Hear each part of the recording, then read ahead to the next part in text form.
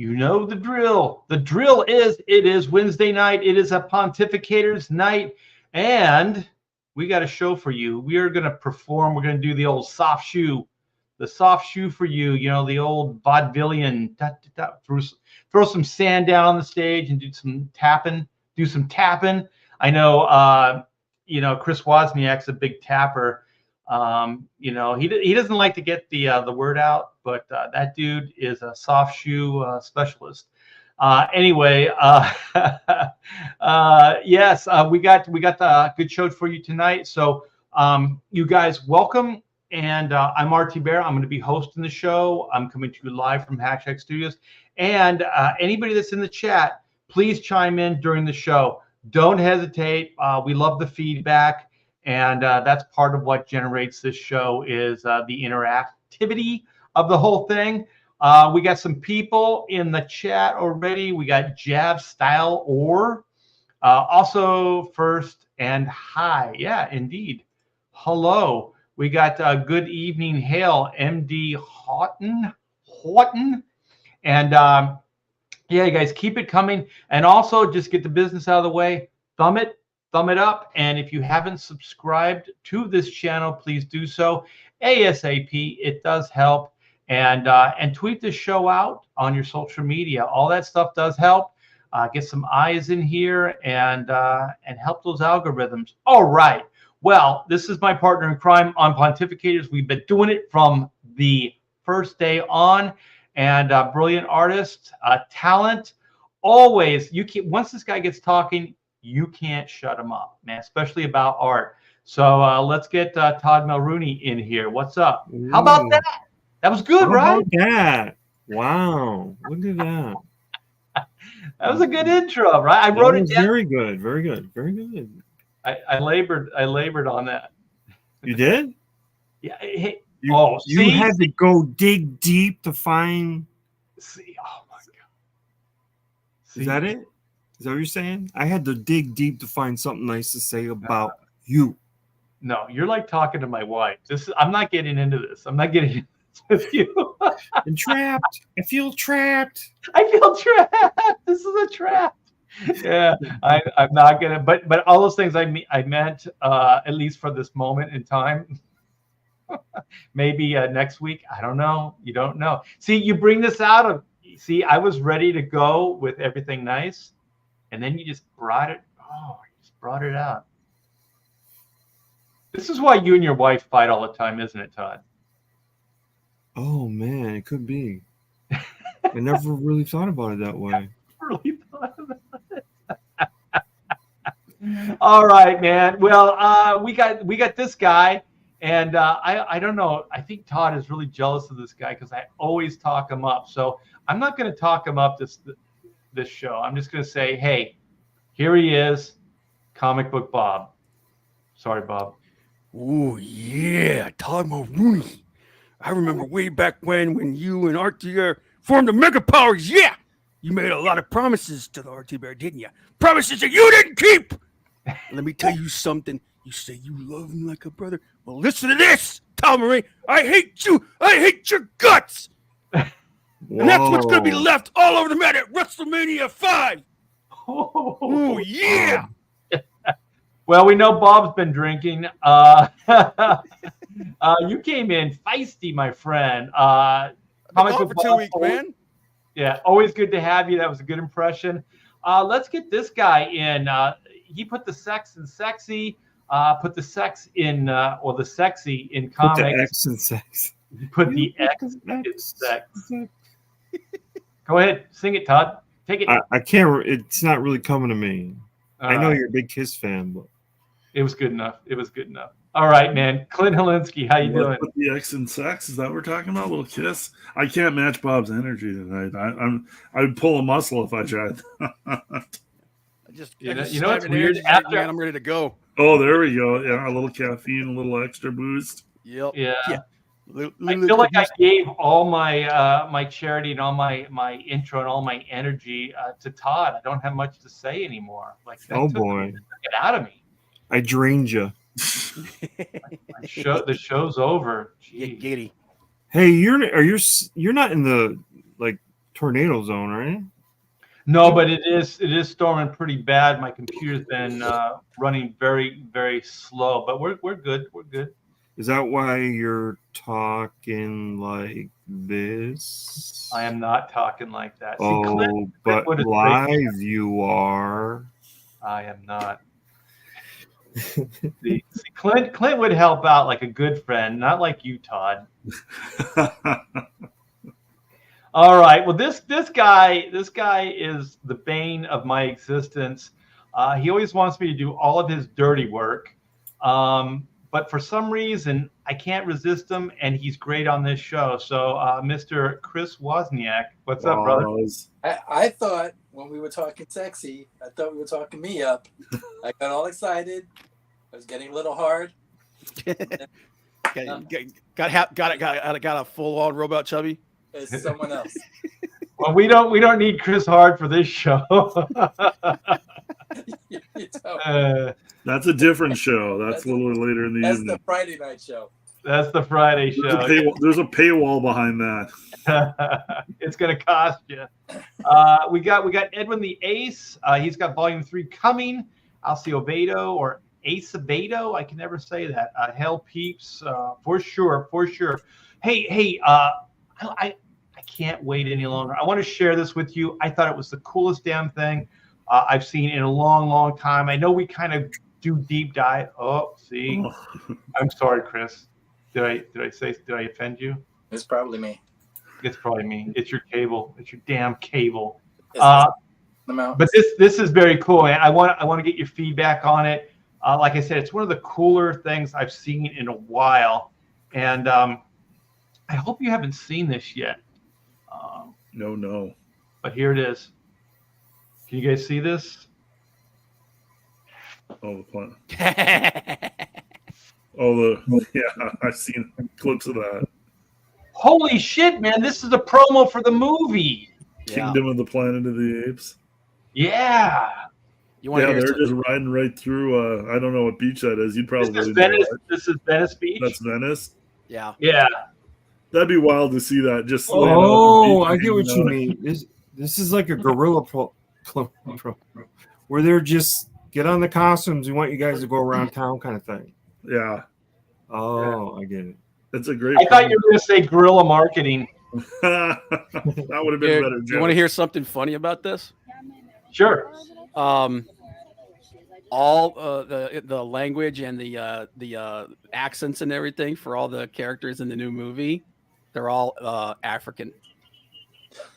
Oh, I didn't know that. Yeah, there's a bunch of people that are pointing that out. They're like, dude, that seems slightly racist. Yeah, Isn't Andy Serkis in this though? I think so. Yeah. Yeah. You know what the best part is? Like Disney to be like anti-racist and to be more inclusive. They had this thing called the Jungle Cruise in their Disney parks, and so they had these like African what are they called, like warriors or whatever, with the spears and stuff. So you're coming into their territory and they attack you, right? So it's kind of cool, and so they were like, oh well, that isn't a good depiction of black people in Africa. So you know what they traded them out for? Monkeys and apes. I know. Wow. I'm like, wow, that is incredibly insensitive. So they're like subvertly insensitive. Yeah. Wow. But this is badass, man. I couldn't imagine just hanging out in Venice and seeing these guys ride along the beach. That'd be pretty dope, to be honest with you. That would be pretty sweet. This wasn't a bad idea. Not at all. If you're just laying out on the beach and all of a sudden they go racing by you with those horses dragging some person in a net. Yeah, dude, that would have been awesome. They're like, oh shit, maybe today wasn't a good day for the beach. Or even like have somebody like planted on the beach as like a normal person, and then you just come to grab her like, oh God, help me. They had all kinds of ideas, but legally they're like, nope, can't do that. But I think that they've also done this in other states. I don't think it's just Venice. It looks wicked cool though. Yeah, the costumes look great. I had a friend of mine, his name's Mike Smithson, and he does Hollywood special effects. And he posted this, and he kind of made it seem like that he did some of the makeup effects. He worked with Rick Baker on like Gorillas in the Mist, and so he does excellent like ape makeup and things. And he actually worked on the Tim Burton Planet of the Apes. So my friend might have did some of the makeup effects on this. Very cool. The original films still have like some. That's the whole. I think it holds up. Yeah. Oh, Yeah. totally. Yeah. Well, and I mean, The best the original storyline. These movies must be doing well because this is like what, the 4th or 5th in this series now. 4th. Yeah. 4th, and they're bringing it all the way. Like literally, they're gonna get to the point where they can match it up with the original films and maybe even redo the first one. Because I mean, they're to that point now where the humans don't talk, and they're kind of hunting them like animals. So Yeah. This it's been pretty impressive. Bring it Yeah, full this circle. is the one that I'm looking forward to the most because I have to admit I was a little disappointed with the first of the not the Tim Burton, but the first of the digital apes, that remake. Yeah, because I didn't like Tim Burton's. The Tim Burton, but the ones that came after, I thought they were pretty good. I didn't think they hit the potential, but but they were. I thought they were pretty good, but they were still disappointing because they didn't go like with the sci-fi element where there's like the time travel stuff and all that other, and then at the end they kind of shoehorned in like that the reality was this. Oh no, that was the Tim Burton one. How did the other one end? I think he just spoke, right? He was. They did it with a virus. It wasn't with. Yeah. The serum that he used to make the apes smarter caused them to cause humans to like mutate into like this virus that was killing everybody. Oh, okay. Yeah, It's and then the it ended. Yeah, the sci-fi element of the original films is the best part of it. Yeah, that guy especially on the horse on the left-hand side. That guy is the stunt wrangler. You know that, right? Yeah. That like my favorite scene in that was when he found the astronaut and they cut his brain out. Yeah, and he was like, "You bastards!" Yeah. I mean, that was the original, right? Yeah. The original. But films- anyway, I thought that was so cool, man. I mean, to promo something like that, and like I said, I think they've done it in other places too, not just Venice. So, because I think I've seen horses walk through more of like an urban, like city kind of scape. No, yeah, I haven't seen those ones. I just seen the beach shots and like stills of it. I hadn't seen the video like that. So, no, it's a great promo for the movie, though. Yeah. I'm gonna probably go see it. My wife hates all the Planet of the Apes stuff. I think she just can't get past like talking apes. I don't know why. She just has a problem with it. There's always a decent cast in the new ones too. Oh yeah, like the new ones have been really good, and boy, they had the full overarching story, and I mean, like you said, this is the 4th one they've done now. Yeah, and they had a plan throughout. Like these were plotted out the whole way, so they've done really pretty well to keep the whole storyline going and still stay true. I mean, the Tim Burton one was way different. It was a remake, where this is almost like this is basically the prequels to the original. So and I wonder if like if I don't know if it's going to be this one or the next one.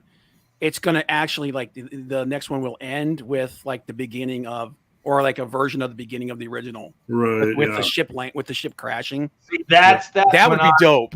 Yeah, that's when I'm going to be excited about it. And my favorite thing about the original, all the movies, is that there was no master plan. Like every one of those movies was made independent of the other. Right. Yeah. So when they made that first one, they didn't really think about revisiting it.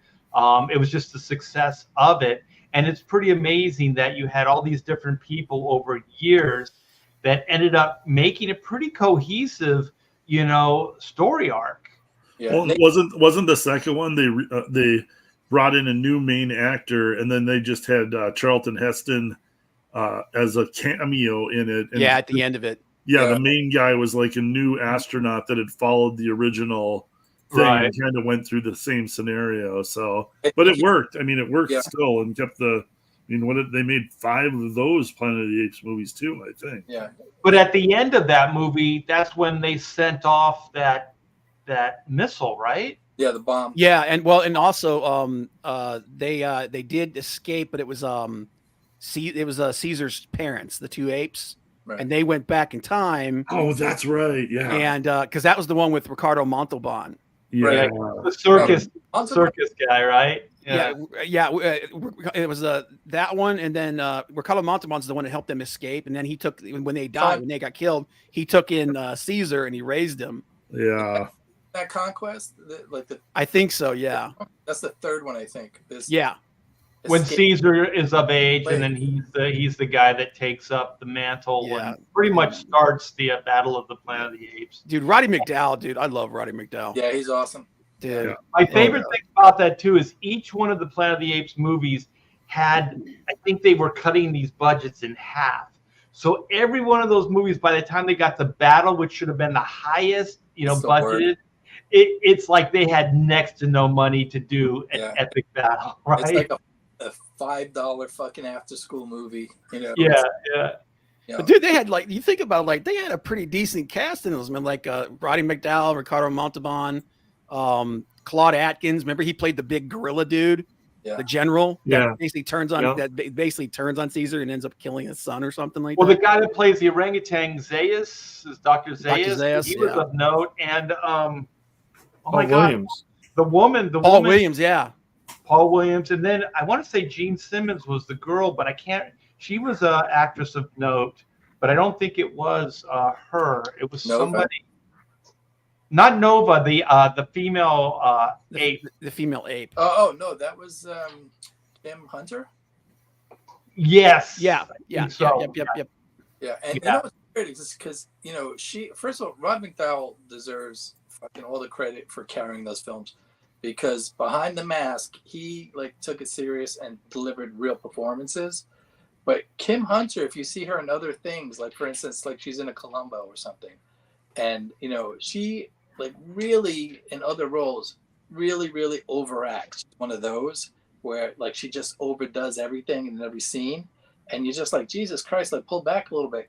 But behind the ape mask, it really works because you had to telegraph everything, because you have the prosthetics on, and it worked out great. But Roddy McDowall is just really fucking. Yeah, didn't she have something where she kind of would wrinkle her nose? Yeah, She had some kind of cute thing that she did, and it was pretty endearing. They would both do that. They scrunch their face up a little bit. Yeah, the nose. Yeah. Well, I think, dude, I give Roddy all the credit for making those movies, man, because that dude was awesome. Yeah, he was the through line in all of them. But yeah, the newer stuff, I thought it was interesting, but I think I'm not patient. So it was just taking too long. I knew that where they were going, long form, kind of storytelling, but I was like, come on, man, I want him in the spaceship. I want him out, in space. I want to see the Ape City. That was one of my favorite designs and stuff. Ape City, I thought was pretty damn cool. By the time in the original ones, by the time they get to Conquest, they're already out of money. It's the budget's shot. However, as low budget as that film is, it's totally watchable. It's not bad at all. Pulled one out of the fire with that because they didn't have any money for it. And I remember maybe 11, 12 years old or whenever it came out. I think at the time that was my favorite. I was like, wow, it's fucking where they rise up and fucking kill everybody. I was like, I saw Beneath the Planet of the Apes in the theater, man. I saw it as a double feature at a drive-in. Well, did anybody? It was years after it was released, but were you guys where you were in New York? They had marathons where they showed all 5 movies. Yeah. Oh shit! 11 hours or some shit, and then your parents would just drop you off in the morning and then pick you up after dinner or some shit. We would have the afternoon matinee money movie. It'd be right at when kids get out of school, basically. Yeah. You go home and there'd be some sci-fi, or you get Godzilla or Abbott and Costello, or and Planet of the Apes, and you'd get a whole week of the Planet of the Apes movies right when you got out of school. It was always awesome. You know what was really cool about that is I was a big Twilight Zone fan, Yeah. and it's Rod Sterling. I think did some of the initial writing or came in as a script doctor. He wrote the first script. Yeah. He wrote the first movie. Yeah. And man, it really does feel like just a cool extension of like, the Twilight Zone. I mean, thank God they gave it a 2-hour adventure, because it would have really been compromised, for like a Twilight Zone episode. But man, people could write that stuff back then, He was a monster, Sterling, because he wrote, in those days, television wasn't a joke. Like Twilight Zone, some seasons are 36 episodes in a season. Yeah. And Sterling wrote 75% of the show. He wrote 75% of the episodes himself, personally. He did the same thing with Darkroom, didn't he? Huh? Did the other series he did? Was it Darkroom? No, it was what was the one with the portraits, right? What was that one? He was just the host of that. He didn't write for that? No, he was really upset. Oh, that was called Night Gallery, right? Night Gallery, yeah. But on Twilight Zone, he literally wrote 75% of the scripts, and I think the shortest season is 32 shows or something. It's crazy. That's wild output, and it's 5 seasons. And the season that no one ever gets to see is 4 or 5. I can't remember. They go to an hour-long format. Oh, wow. I've never seen those. You never see them because they're not in reruns, because they couldn't fit them in the time slot, so they just ignored them. So of course. God, do you guys remember the Twilight Zone where it's like these soldiers, they're on some alien planet. I think they know they're on an alien. I'm not sure actually, but they're fighting, and then they get captured, and then each one of them gets tortured independently to get some kind of story on the other one. Oh my God, what was that? I just remember the drama of it. I mean, they were not effing around. They were They were intense.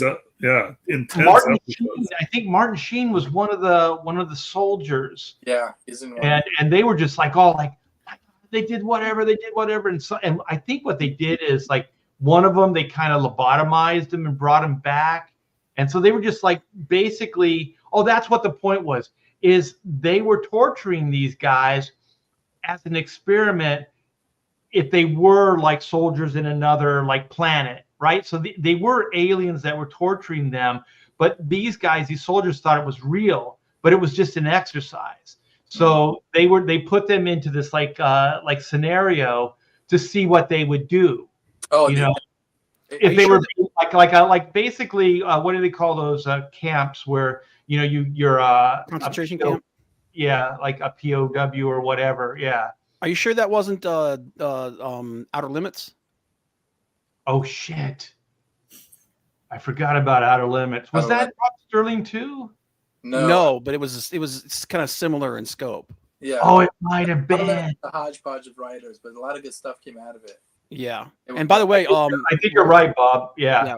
Rod Sterling did actually write a lot of the scripts for Night Gallery. He wrote over 30% of them. Did he really? Yeah, something out of the 98 episodes, he wrote 35 of them. Wow. That show ran live when I was old enough to tune in, because I remember, there would be it'd be a dark room and there'd be all these paintings, and then he would just walk up to one painting. And then he'd start talking about it, and then they went into the story. And God, I remember that as a kid. It was so good. Yeah, dude. But Roddy McDowall, he was also in one of my favorite horror movies. He was he played Peter Vincent in Fright Night. Fright Night. Right. Dude, that might be my favorite vampire movie of all time, man. I love him in that. Have they tried to redo that? They did a remake of it, and the remake actually wasn't bad, but it was different. So it's good in its own way, but don't try and compare it against the original. Yeah, it's almost like it's a better movie if you haven't watched the original in a while, and then you watch that, and then you want to go back and watch the original again. Yeah. You know what I always wish is, because the performances and the tone of Fright Night, all these things, Big Trouble in Little China, they're perfect. The acting, like the actors got it, play it serious, this isn't campy, this isn't tongue in cheek, like all actors now, they gotta go like, yeah, we're in on the joke, they gotta like give you a wink and like, yeah, we know it. This almost leads directly into one of our topics of but okay. Yeah, but those guys didn't. But the thing is, it's just the effects that let that stuff down. Right? Yeah. It would be awesome if you could just, they'll never do it, but if you could spend the money, if there was like a guy that had a bunch of money and could buy the rights to, like, I don't know, Fright Night, and then just kind of flawlessly bring in better effects. Yeah, but they don't get, like, those 80s horror movies are of their time, and there's a whole thing to them that doesn't exist today. And yes. Has everything to do with filmmaking and the actors. Yeah. The directors. Yeah, and it doesn't exist now because, like, something like American Werewolf in London, like, if that got remade, if it hasn't, it'd be dog shit. Yeah, it would be absolute shit. It wouldn't have the charm, The directors understood the tone they were going for, and they set the tone with the actors, and they got actors that could pull that off. Like there was like almost like not a lightheartedness to it, but like they understood what their material was, and they presented it in a way that made it work. Whereas you need a real subtle touch to make that kind of stuff work. The actors took it seriously. Yes. It wasn't a joke to them. So even though it was broad and there was a lot of weird shit going on, they always played it straight. Like Adam West always played Batman straight. Like he didn't go, yeah, I know this is silly, retarded. He played it seriously in a sincere way, and that sincerity is what carries it over. But now, like Taika Waititi, which we're going to talk about, everything is kind of like you're in on the joke. The characters are in on the joke. Everything's just a fucking joke, right? Yeah, and so there's no sincerity to any of this stuff, and it's the sincerity that sells it, right, to the audience. Makes it work on two levels, because when you're a younger viewer, you can just take it straight and seriously, and you buy into the whole thing, and it works for you. And then if you're older viewer, you can get we're going to go over a little bit of cheap thrills and stuff like that, and you go along for that ride. It really works on a couple of levels, and but again, the way they do it today, they don't have it. There's no sophistication to films these days. Yeah. No. I was gonna say, like, it's like, and then also, like, like you talk about going back to Planet of the Apes, there are almost no actors today that would be willing to go behind that makeup because they want their face out there, right? Yeah. And there's not very many that could actually act through that kind of stuff. Yeah. So it's everything just became way too corporate. Yeah, exactly. But Clint, what do you got? You got the Thor: Love and Thunder. Yeah, let me pull it up here. And I mean, yeah, we kind of dovetailed right into just purely by accident, but it really kind of led right into what our first topic was. I'll share that over to you, Art. How dare you, Clint? This was all premeditated. Oh, I know. We always have everything planned. Yeah, we rehearsed this show, you guys. Yeah.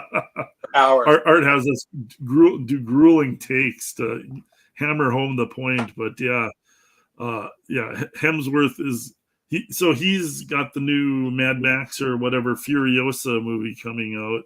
Yep. Which he looks like a dirty version of Thor with a prosthetic nose and everything that I see him in. Yeah. Movie. But he's doing the PR rounds, and like the first thing they want you to do in PR rounds is say something that's going to grab everybody's attention. Right now, Seinfeld's got his movie coming out, and he's saying that Hollywood is dead, that movies are over. Well, Hemsworth came out and basically ripped on Thor for Love and Thunder, but he's taking the blame for it. He's trying not to throw anybody under the bus, which is kind of always a smart move. If you're going to criticize your own work, you only criticize yourself. We all know the truth behind it. I mean, Taika Waititi's fingerprints are all over that movie, and like every garbagey, jokey, not taking it like basically Taika Waititi directed that movie to make fun of people who have loved Marvel movies. Basically, is what it looks like to me. And I think almost Hemsworth is taking the blame, but I think he's also maybe like regretting that he didn't put his foot down more, which is going to lead us into a later topic. We'll get to that, but like he kind of got steamrolled by the Disney machine here, and he's looking back at this movie because Thor is Hemsworth's bread and butter. Like that's where this guy is making his money. He's getting to make other movies, but Thor is the stuff that's putting money in his pocket. Well, so just to back up, to give him some credit, is he and Taika, they did the movie before this, Ragnarok or whatever, and that one, there was enough there that it kind of worked, right? There was some of this craziness that was in Love and Thunder, but it wasn't quite to that extent. So it worked better. And there was some really cool stuff like the Thor Hulk fight. And there was some cool stuff in that movie, that opening with the Led Zeppelin song and everything. There was some cool stuff in there. But then this one, it totally goes, it's unchained, right? It's like completely off its rocker. And also like all the stuff that Taika has said in the past, about like he doesn't read comics, he doesn't really care about it. It was just kind of a paycheck, You don't say that out loud, even if it's true. That's fine. Yeah, right. Because there are fans. Yeah. Yeah, and the thing that sucks is like I do think Taika Waititi does have some talent, but he's one of those people that just read into his own bullshit. Yeah, and started just and he even said that when he started doing the other Thor movies, that he was making like especially Love and Thunder, he tried to make it more about himself, and it just he just got a big friggin' head and just took a shit. I mean, his other hit is the vampire stuff with What We Do in the Shadows. Yeah. And like you can obviously see his sense of humor written all over that show, which works there. And plus, you got Matt Berry, who can deliver like a comedic line like nobody else. But like that's his genre, that's his go-to. And to me, it looks like he had success with Ragnarok, and then he got more freedom with Love and Thunder, and then he decided I'm going to make Love and Thunder and use my brand of humor on it, whether that fits with the rest of the Marvel universe or not. And I mean, it just turned into a disaster. Yeah, and it really kind of crapped on this is like Hemsworth doesn't want the Thor movies to come out and be bad because again, that's his bread and butter. So yeah, even shortly after the movie came out, you could tell Hemsworth wasn't happy with the way the movie turned out, even though it made good money. So yeah, but what is the same problem that we always come back to with these conversations is that the person in charge doesn't understand the material. Yeah, exactly. Right? Always that. Yeah. Always. Oh, and they fight for it and they shit on it or they disregard the history of it to do what their stupid fucking point of view is going to be. I don't think Marvel and Disney ever really respected the Thor character to begin with. I think by today's sensibilities, he's a problematic character, period, right? So all they've done really is just to try to play him down and make him a joke, since almost the beginning. Yeah, the ultimate macho man. If they did a fucking straight, serious Thor movie, even with Hemsworth today, they got a real director, did a serious movie, and and if they had a good story, there's plenty of good Thor stories they could use, and the lore and everything.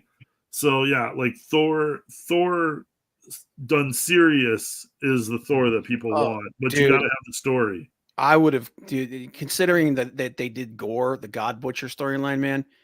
That story, if you had done if they had brought back Kevin Branagh to do that, and they made it serious, holy shit, that would have been awesome. Well, and you noticed there was no dick and fart jokes and no not taking it serious when who's the actor that played Gore? Christian Bale. When Christian Bale was on set, there was no joking around anymore. You notice that? Christian Bale.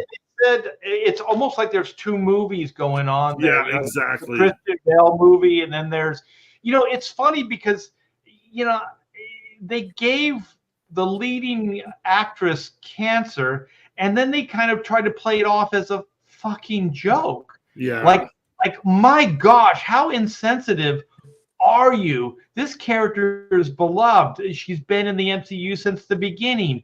And it's just, that dude is void of any real soul. But I also wanted to say, I think Chris Hemsworth, I don't know if it's in this article, but he said like his son and some of their friends saw Love and Thunder and were making fun of it. Yeah. Oh, really? Chris got wind of it. I mean, that's the worst, when your son doesn't even really respect what you did, and it's Thor, right? You're playing Thor, and your kid's making jokes at your expense.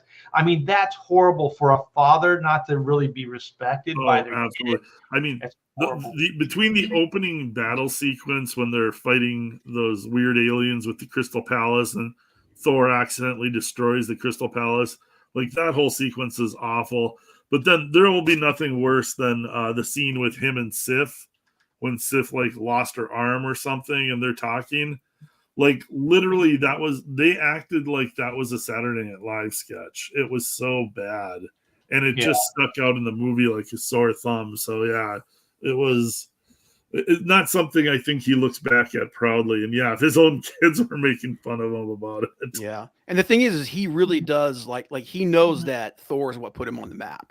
Oh yeah. And he absolutely loves that character. And this was supposed to be the last movie he did. And the fact that it doesn't sit well with him, that's why he wants to do another one. I'll tell you, I've said it before on live streams, but the hardest role for anybody to step into was Thor. Like, I never thought it was possible. Like, early on when they were announcing these things, I was like, there's no one on this earth that can play this character, that could become Thor, right? And then Chris Hemsworth comes in and does it. And then the way Marvel, Disney, and everybody have treated this guy, he had the toughest role, I think, out of all of them, because this is a big, larger-than-life character, and somehow this guy manifested it on screen. I don't know how. I don't know where they found this guy, but he was perfect. And from what I understand, he was the lowest paid out of all the leads in the beginning. Yeah. It just treated so poorly. I think he should have been the highest paid. I don't think they could have created a Thor without this guy. I don't think they're going to be able to move forward without him playing Thor. He's 40. He still has probably, a couple movies in him.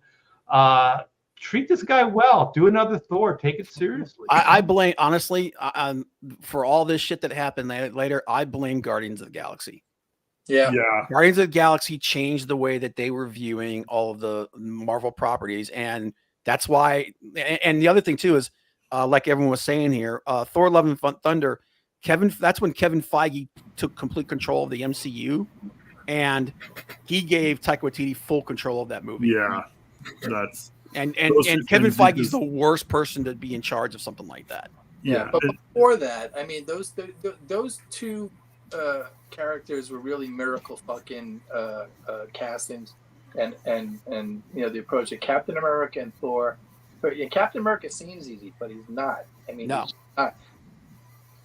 Yeah, when you see Chris Evans in other movies, you realize how much he's acting in Captain America. Yeah. Because Chris Evans is always the smart ass. He's kind of more of a Ryan Reynolds type actor, and you can't play Captain America that way. Oh. And he played him stoic and sincere and heartfelt, and like that's what Captain America should be. Director, the guy getting it and knowing the character and knowing the material and fucking bringing it. He brought that to life. And the same thing with Thor. Those are fucking too hard. But no doubt that Captain America is not easy to pull off, and because the only way to do it is the way they did, and they did it right. It's fun. One of my favorite, I think is it Winter Soldier, where he's driving, he's on the run with a Black Widow, and then there's something about trust, like where Black Widow realizes he didn't respect her or didn't trust her up to that point. And so she asked him, so you don't trust me? And then he goes, I do now. Yeah. And I was like, that is so sobering. And like you said, acting, the way he delivers it and stuff, it was no nonsense. It was honest, and it just cut through all the bullshit. And it was enough to when you're watching it to go, oh fuck. But then you see the way Black Widow reacts. You know what I mean? Like, it was so sobering for her because she was a smart ass up to that point. But then at that point, she's like, this is real. This is a real guy. You know what I mean? And the whole redemption of the Black Widow character comes because she wants to get Captain America's respect. That's when she stops being like double agent and the shit, you know, like taking everything. It's like it's all a joke, right? And that's first 10 Marvel, and they really did something. Yeah, and the thing, especially like that's the thing. That movie is when Cap becomes the moral center of the Marvel universe. Yeah. You know? Before that, they kind of pointed like Tony's like the center of the Marvel universe, but Cap's the guy that basically comes in and is like he's the moral center of the Marvel universe. Yeah. Yeah. And but and then after that, like I said, man, when they made Thor dumb, that drove me crazy because Thor's not stupid. He's just not a genius like Loki is, you know. And they just made him a goofball. No. And I hated that. I absolutely hated that. Well, I mean, there's a lot to regret with that movie. Yeah. We're back to the we get a a strong, straight white male lead. We can't have it. We got to. We got to take him down a few pegs. We got to ruin the character. Like what they do. It's how they do it in every movie nowadays. Just like they're trying to do with friggin' Deadpool and Wolverine. Oh yeah. The worst thing about Love and Thunder is, don't they give the king role to that Valkyrie chick? Like he doesn't even step in his father's footsteps. Like, I thought the whole redemption arc for the character would eventually he would be the king, of his people. And then this woman that's an alcoholic, like, they didn't give her any leadership qualities at all. She steps in and then she is king.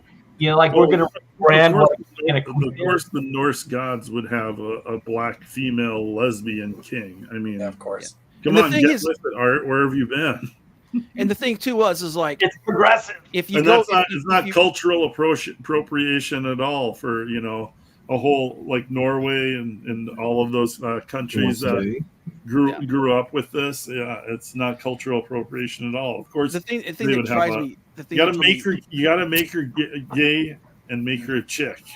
Yeah. And put her in a relationship with Captain Marvel, like they. Oh yes, of course, because there's another gay superhero out there, so of course they hook up. But the thing is, Fearsome Bullet says, "Who's the best Hulk film wise?" Edward Norton. 3 dudes. Edward Norton. He was the best. Definitely the best. Bruce Banner. Yeah. And I like the way they did the Hulk in that too, where he was just this big ripped monster. I can't stand what they did with him in the Marvel films. The only Hulk that to me resembles the comic book Hulk the most is the first Avengers Hulk when he's fighting the aliens. Yeah. That's the only time he seems like the comic book Hulk. Even the Ragnarok Hulk, the whole thing that he found this planet, that's like the later series. They took that from the alien worlds that he went to, or when he met Jarella. Yeah, was it Jarella? Was Planet it? Hulk? Yeah. And still a dangerous character. I mean, that's the core of it. It's like, we got a fucking wild card. We can't control this fucking thing, and that was still part of it. I think without that, you're missing a lot of who that character. Yeah, I don't want to see Hulk comfortable. I want to see Hulk angry. I want to see Hulk chased by the army. I want to see the Hulk persecuted, and I want to see the rage monster out. Right, and when he becomes the Hulk, we should all be in fucking danger. I mean, it's not like like coming here to rescue everyone and everything can be hunky dory. He's the fucking wild card and the world's most dangerous one. I mean, that's a huge part of who the Hulk is. He's probably the character that Marvel has missed the most on most times. Like, they've very rarely gotten him correct in the movies, and when they do, it's just for a small section of a movie because they don't know how to handle him. Yeah, you know why is because he was basically created in other movies. Like they kind of ignored the Ed Norton stuff, and so then they just kind of created him to be able to be whatever the movie that he was in needed, right? So he was never his own character. They never really created. There isn't a Bruce Banner character. He doesn't exist in any of that Marvel Universe stuff. He's just this guy that's trying to do some science with Tony Stark. He's flirting with Black Widow, but that's basically all he is, and then he turns into a character. Yeah, and I always and then they get him. He gets the Hulk under control, but that's not even a story. Like they don't even show that story. He just comes out now. All of a sudden, years later, he's the intelligent. I got this whole thing under control. Like, well, why didn't we get to see that story? That's an important story. Well, to be fair, the Professor Hulk story isn't exactly the greatest story. But I mean, if you were going to do that, you should still, because that's a pretty pivotal story in the Hulk's history. So then you should do that. I heard somewhere that they can't really do certain things with the Hulk because Universal actually still owns the rights to him. Yeah, they still have the rights to him. They own the distribution rights. Yeah, so that's why they can put Hulk in their movies, but if they make a solo Hulk movie, Universal will own the distribution, and so they'll get the revenue from that. So when Hulk is a side character in another movie, Disney gets all the money. If they make a solo Hulk movie, Universal will get a cut of that money. So that's why Disney avoids making solo Hulk movies anymore. I always when they do the Hulk on, that they're not referencing the comics, they're referencing the old TV show. It just seems like they reference the old TV show more than anything. But so Thor: Love and Thunder. Yeah. Okay. Well, we also have this Brie Larson fired from Deadpool.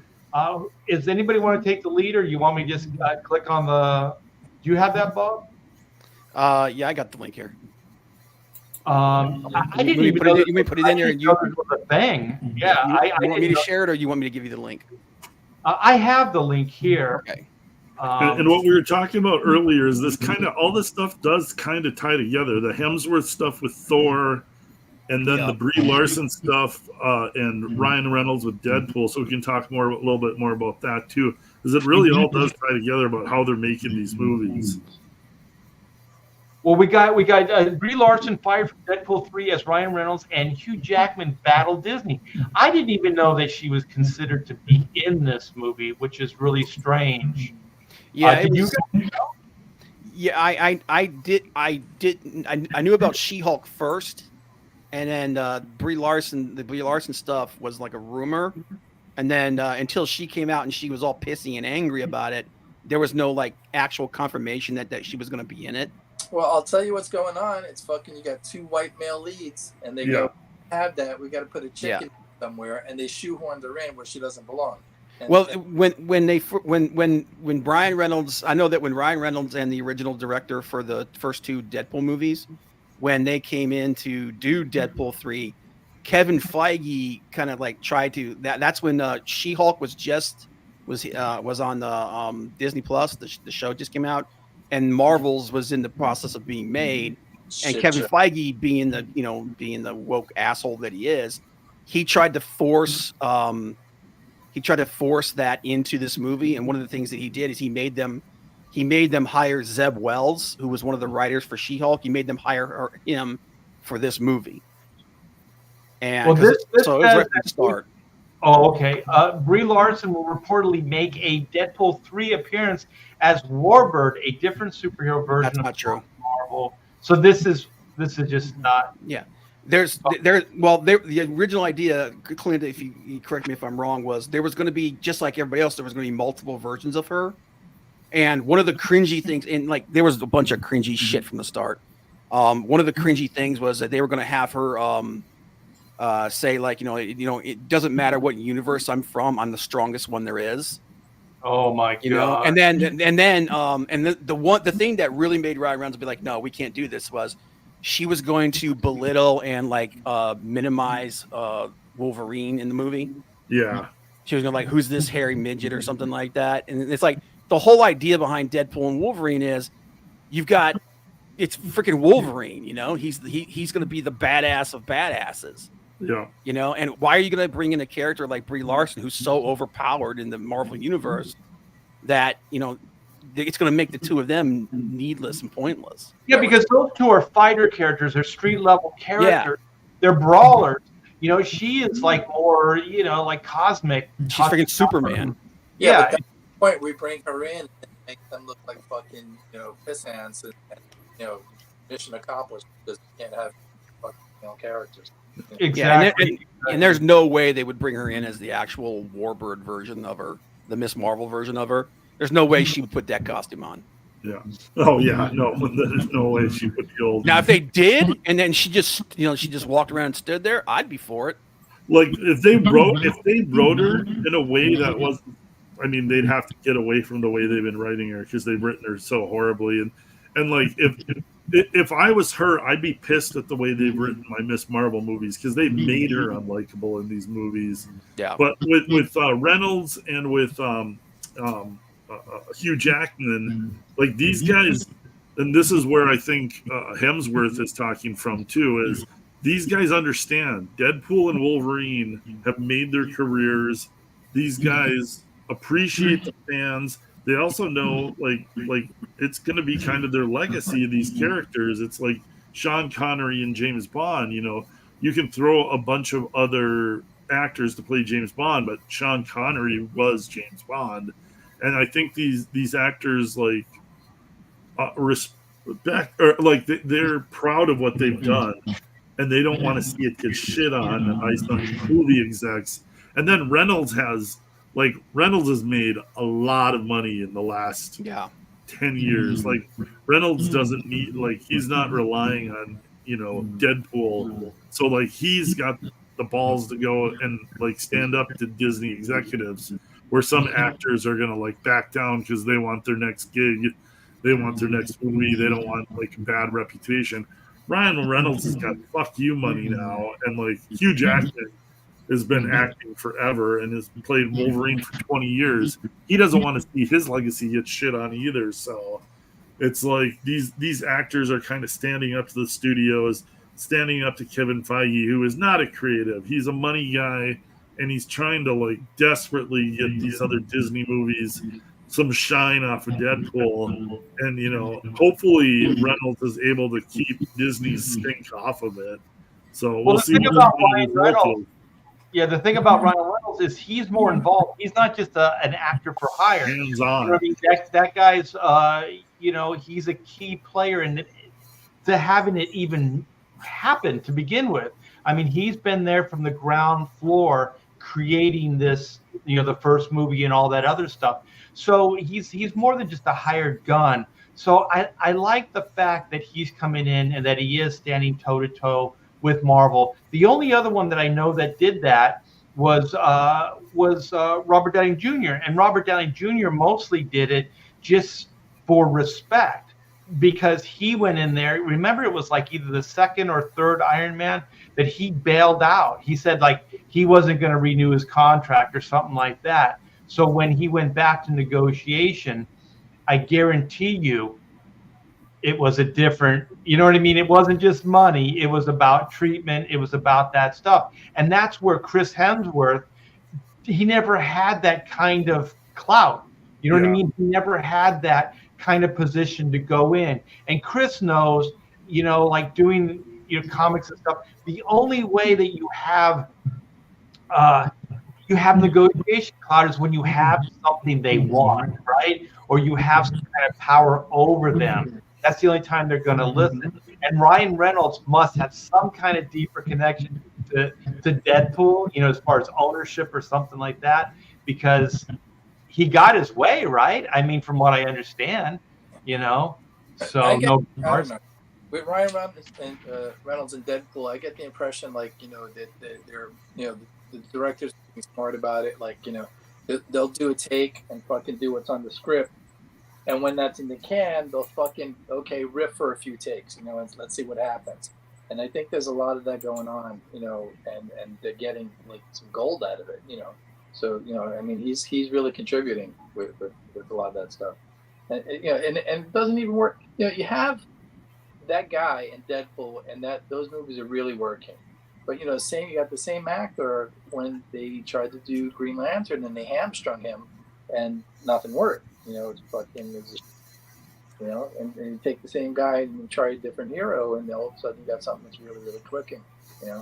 And just but I think you're right. Earlier you were saying like people that are working on something don't understand the material. And that Green Lantern movie, there was not one person that understood that material.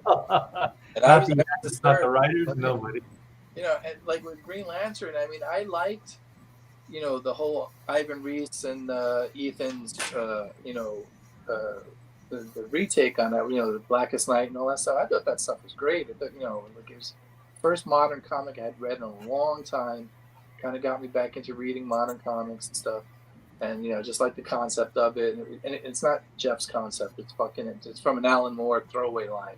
It's some like 8-page backup story that he just picked up and ran with.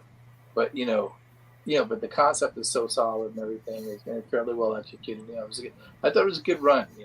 Especially with Ivan Reis and everything. I thought he was like fucking, awesome superhero artist. And yeah. But then the thing is like you were saying, and it goes back to like who's got power and not. Like there's just talk of Ryan Reynolds. He sold his gin company, and I also think he sold his stock in that cell phone company or whatever. Dude's worth close to $1 billion. Yeah. At this point, he's got FU money. Yeah, he's got serious FU money between those two moves, the gin company, and then he sold it. Yeah, he sold his part in Mint Mobile, but they keep him on as advertising too because he has his own advertising company. So yeah, he's not worried about making money off of, whatever movie or something. Yeah. He's got. Yeah, he's at the point now where he does whatever project he wants to do. Yeah, and basically he could tell these Hollywood producers just to go F themselves. Yeah. So but like everyone like Tatiana Maslany is all pissed off at him and saying her and Brie Larson are threatening to sue Ryan Reynolds for this stuff. But Ryan Reynolds, like he released like you said, like the dialogue and stuff that they wanted him to put in the movie and the way that they wanted to present them in the movie. He's like it completely hamstrings the two main characters. It completely hamstrings Deadpool and Wolverine. Of course. And the main and that's the main reason why he asked him. He's like, one, they're unnecessary. They don't have to be in this. Then also both their feature projects got canceled. She-Hulk season 2 is not happening. Marvel's tanked, and Marvel basically the powers that be were like, let the guy do. Ryan Reynolds is in charge. And Kevin Feige, he can fume all he wants, and they can all bitch and piss and moan all they want. The main reason why they're angry is they're saying that him removing them from the film hurts their careers going forward. And I'm like, no, the projects you were part of is what hurts your careers. And this dude is trying to make sure that this movie doesn't tank. Yeah. And that's one of the main reasons I think that like even if Deadpool does make $1 billion like a lot of people are thinking it's going to, I don't think it's going to. I think it's going to it'll be like 700 or 800 million. But even if it is major success, the way that they're doing things, it's not going to save the MCU. No, because it's I heard that they have to. The next 3 movies have to make over $1 billion for Disney to break even. Hey, Chris. Wait. I want to, Chris. Check the private chat. I'm muting you a lot because you're feeding back. Am I? Yeah, there's some. I'm hearing a little bit. There's feedback coming in. Are you using headphones or anything? No, I'm just on the iPad. That's what's doing it, I think. Yeah, and your phone being as close to the mic as it is, I think that's causing some feedback. I think it's picking up us. You can this hear is not on. us. Oh, this is not on. Are you using the microphone on the iPhone? On the iPad, I'm just. On yeah. I don't know why it's happening, but this is like fucking music shit. Yeah, it's weird because we're getting some feedback. All right, let me see what I can find out. All right. Yeah. Anyway, Chris, if you want, just before you speak, I'll have you muted. Just like raise your hand, and I'll unmute you. Yeah. I want to. It works for Todd. Yeah, it works for Todd. Yeah. I forget where we were, but anyway, actually, you just kind of. Well, I wanted to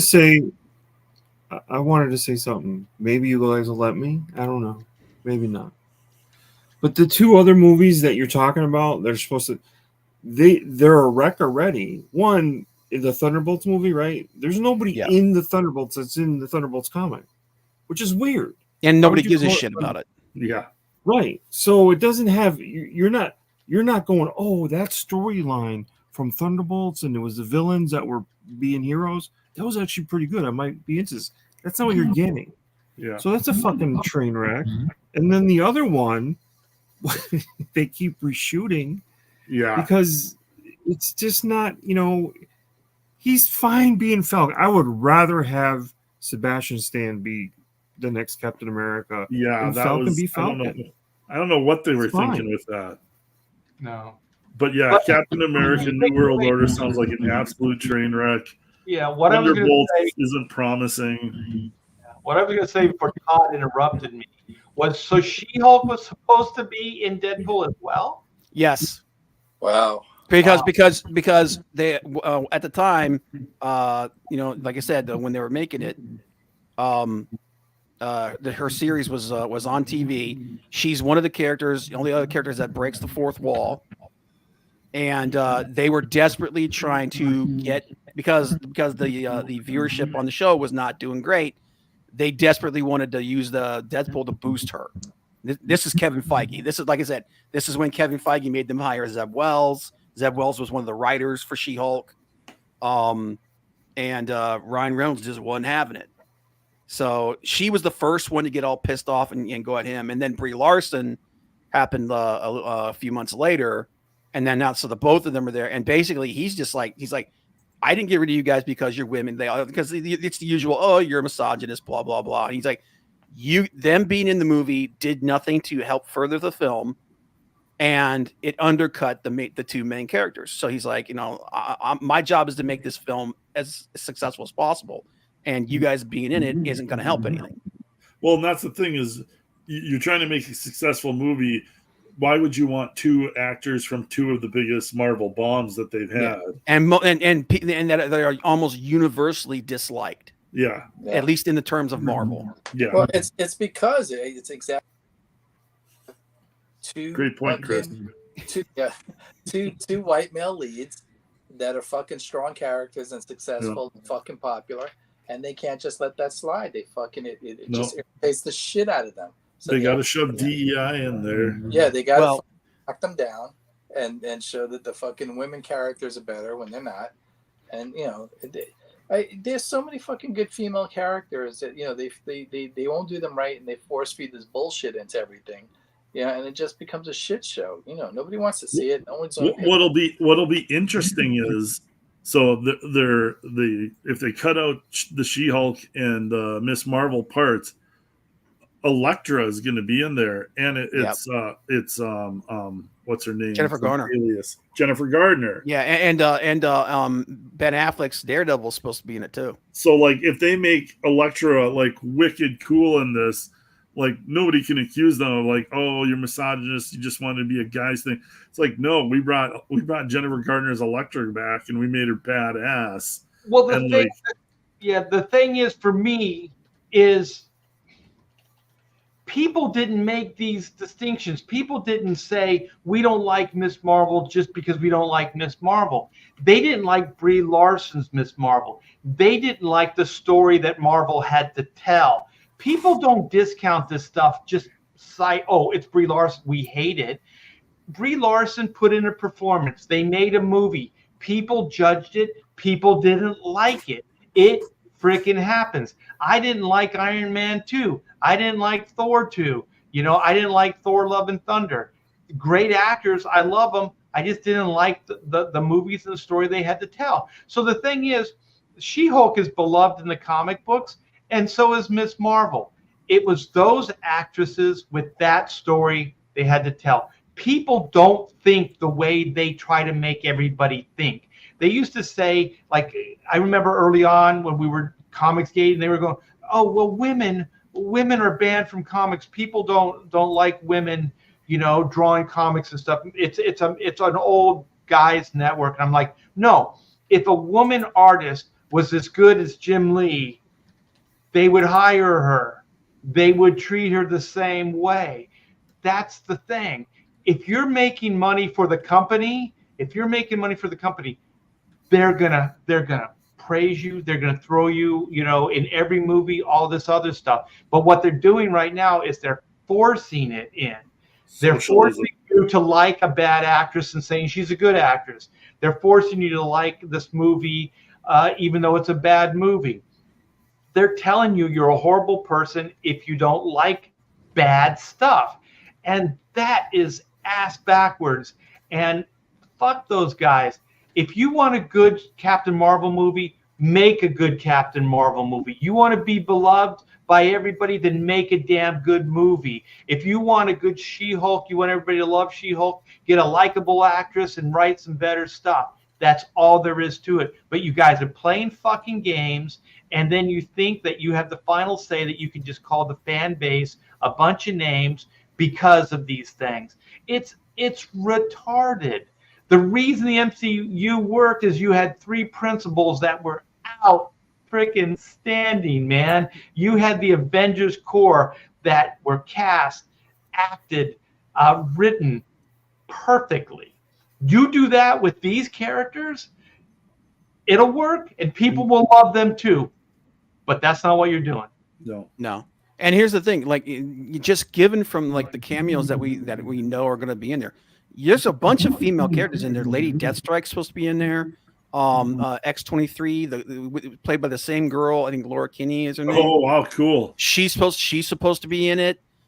Storm, Halle Berry Storm is supposed to be in it. I hope they do Halle Berry justice for the costume and everything. Yeah, I want to see Taylor Storm Swift, looking how she should look. Taylor Swift's supposed to be in it as I Dazzler. hope if they get Taylor Swift as Dazzler, I mean that movie might hit $1 billion then, just for the Swifties showing up. Just because of her shot. Swifties alone can change the economic platform there. What's that, Chris? I said Taylor Swift as Dazzler. I actually don't have a problem with that. No, I'm not a huge Taylor Swift fan. I think she's a little obnoxious, but she'd be perfect as Dazzler. Yeah. That's fun. But every other cameo that's in the movie actually fits with who they are, like Professor X and Cyclops, and Tyler Mane is supposed to be back as Sabretooth. I was hoping we'd get Olivia Munn back as Psylocke in that Psylocke costume. But I don't think there's ever been a more comic accurate X-Men as Psylocke in that Psylocke costume. No, she needed to have the butt floss Jim Lee costume. But that's what she had, pretty much. No, she didn't. Not really. No, she had leggings, man. Well, Jim Lee's had leggings too. No, she didn't. She had like thigh high. She had like thigh high, like leg, like ninja thin. Yeah, it was bare legged. It was bare legged. And then she had half her ass sticking out. Had like little straps on her thighs. Yeah, that part. I thought it was closer to that. Maybe I'm remembering it wrong. But I mean, as far as like, you know, her being hot, she was hot. So. Oh yeah. But the thing is like I said, I am not a Swiftie. Yeah. with the female Captain Marvel, there's plenty of fucking great material to work with. Oh God, yeah. It's just on the fucking people that made the film that just fucked up, because that character is a great character. There's great material for that character. There's fucking no excuse not to make that movie a home run, and they just don't know what the fuck they're doing with it. No, dude, the storyline, like they should have. Like, I wish that they had brought in the X-Men, like, you know, but, you know, 20th Century Fox held that, but they should have done the Breen storyline, or the Kree storyline, where they turned her into Captain Marvel. You know, she should have started. Carol Danvers should have started off as a SHIELD agent, the way she did in the comics. That would have been cool. Yeah. And then moved from the SHIELD agent, like when they did that whole storyline in Agents of SHIELD or whatever with the Kree. That's when she should have become Captain Marvel, when they altered her DNA, you know, and stuff like that. And then later you could do with the X-Men, you could do the binary storyline if you brought in the Shi'ar. Well, that's another thing. It's like that they didn't give her a story, and they didn't eat her into the MCU. They just kind of threw her in there, said she's the most powerful Marvel character of all time, and then had her do like a bunch of annoying press conferences. I mean, the way they wrote the movie, it's the only movie that was like set. Well, I mean, Captain America was set in the past, but like they like shoehorned her in there so they could have this character set up before Endgame to show up in Endgame. And I mean, like they really shoehorned her into the Marvel universe with that whole set in the 90s thing. And then, she's always been around, but Nick Fury just forgot to call her when there was an alien invasion the first time around. Like there's some like big plot holes there. Well, she's the strongest one in the universe, and where was she? Yeah, and that's a great idea, because as we talked about, like the Fantastic Four, they're from earlier. They get lost in time, and then they come back, contemporary times, like from the 60s. These are ideas that if you keep doing them as throwaways in like Miss Marvel or Captain Marvel or these things, then they lose any kind of impact. Then it's like all you have is one idea. You know what I mean? That you just keep recycling. That's why Marvel's got to be careful with these things. Like giving every character a shield. Almost every character that Marvel has created has used some type of shield. Well, there's one character that uses a shield. Why does Iron Man need to manifest a shield? His suit can take the impact. Why does Spider-Man? Why do these other characters need a shield? It's just retarded. Yeah, I blame Feige for all that shit. Yeah, but also, I mean, there's a fucking major problem with the like this approach to all these characters is, they take the things that make them unique and then they discard them and homogenize everything because and that's that bean counter mentality. This is working, so let's do it here too. Yeah, and Deadpool was almost rated R. Let's make all the movies like, what I mean. It's just that whole fucking mentality that that made money. Let's do it with this, that, and because that's how they think. They just are looking to fucking money grub. But and again, they don't understand the material. But when you have stuff like that, you don't need Spider-Man with a fucking shield. You don't need 13 fucking versions of Spider-Man, or it's they're missing what makes that character unique and special, right? Yeah. Have multiple versions or diluted versions of the characters doing things they shouldn't be doing and everything. They're getting away from who the character is and why that character is special, and then you just have a generic. Yeah. Well, what's the point of even using the license at that point? Yeah. Right. And they're getting farther and farther away from creators, writers, directors knowing the source material. The first 10 years, obviously, the MCU, they use the source material as building blocks. Obviously, now everything after Endgame, you start looking at it, it's getting farther and farther away from that. The directors they're picking, the writers they're picking. When you got multiple, we had that one video of like, I haven't really read the comic books. The director told me not to look at the comic books. We're kind of building this off of the movie universe, and it's like, well, the movie universe is built off of the comic book building blocks. It's not a crime to like use some of that's been successful to build your movies off of. And it's like they got so far away from that with some of these movies now. And the farther they get away from it, obviously, the more movies these turn out to be failures, it looks like. So it's like you would think you could put 2 and 2 together and get 4, but they seem to like be fighting that, like the Hollywood arrogance of like, we don't need the source material. We can do our own Marvel stuff, and it's going to be better than what the comic books are. Yeah, well, I've said it from the beginning, like that as soon as Marvel got success, they weaned themselves from the comic books. Even their opening credits, it was no longer the flipping of the pages. It was the flipping of the pages that went into the actors, and now it's just the actors, right? So they've always had contempt for the source material. Yeah. Now it's so apparent because these writers and these directors are saying it. Those chicks and that writer crew behind She-Hulk, holy shit, man, they were just like radiating like disdain for like Marvel and She-Hulk and everything else. That's crazy. And the whole point, and again, like you get back to that first fucking run of Marvel movies, like whatever it was, 10, 12 movies, whatever the fuck it was, like that, initial movement that was so insanely successful was successful because finally somebody took that fucking, source material and treated it with respect and fucking did like, they were like, hey, these are adventure stories. Let's do fucking adventure stories. Let's not laugh at it. Let's fucking play it straight. Let's, and they carved out a fucking empire with it.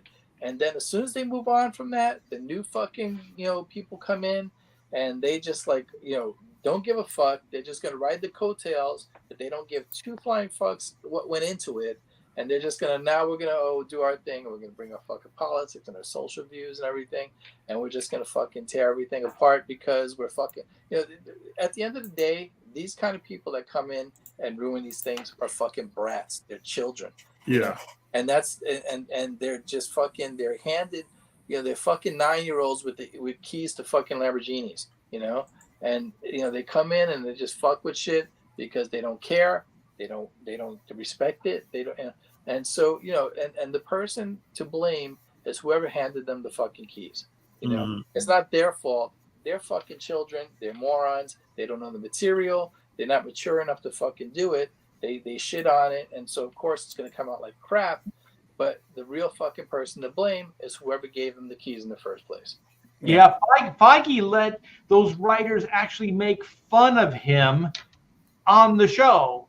They poked fun at Kevin Feige on the show. Yeah. And those writers, they were gleeful about it. They were ecstatic about it. Like I'm not that petty. I don't care about that stuff. If I want like good stories, like what would fill me with pride is not effing somebody over or ruining something that somebody likes, then just yelling, get over it. It would be like sincerely entertaining somebody. You know what I mean? Creating something that resonates and connects with people that they think is great. Like the way we have reverence for, the first 10 years of the Marvel universe. We don't really overly bag. There's been some really great movies and there have been some okay movies, but as an overall, it's pretty damn good. This last phase, and I think the phase just before that, man, after Endgame, God, how could they just crash and burn almost immediately? Talk about a 180, man. Took the golden goose and shot it in the head. You take Ant-Man, Thor: Love and Thunder, and the Marvels back to back to back, and every one of those movies was a disappointment, and then Marvels was a complete financial bomb. Ant-Man and Thor: Love and Thunder, I think, were still running off Endgame fumes, so they got decent money, but they were garbage movies to watch. Yeah, and we said like even like we knew that they were gonna go downhill, but we said because they had fomented a following, because all the people who were 10, 11, 12 years old when Iron Man came out, they were all adults now. Yeah, 22 years old. Yeah, so they're in their 20s now. Some of them might even have kids of their own. And at that point, now it was like, they had, as long as they hit those same beats that they had done from the start, it was going to be a while before the quality people would like start turning on it. But they made them so bad, and they let them just come out with these friggin' ideological screeds, just going at them so hard. They killed all that goodwill in less than 5 years.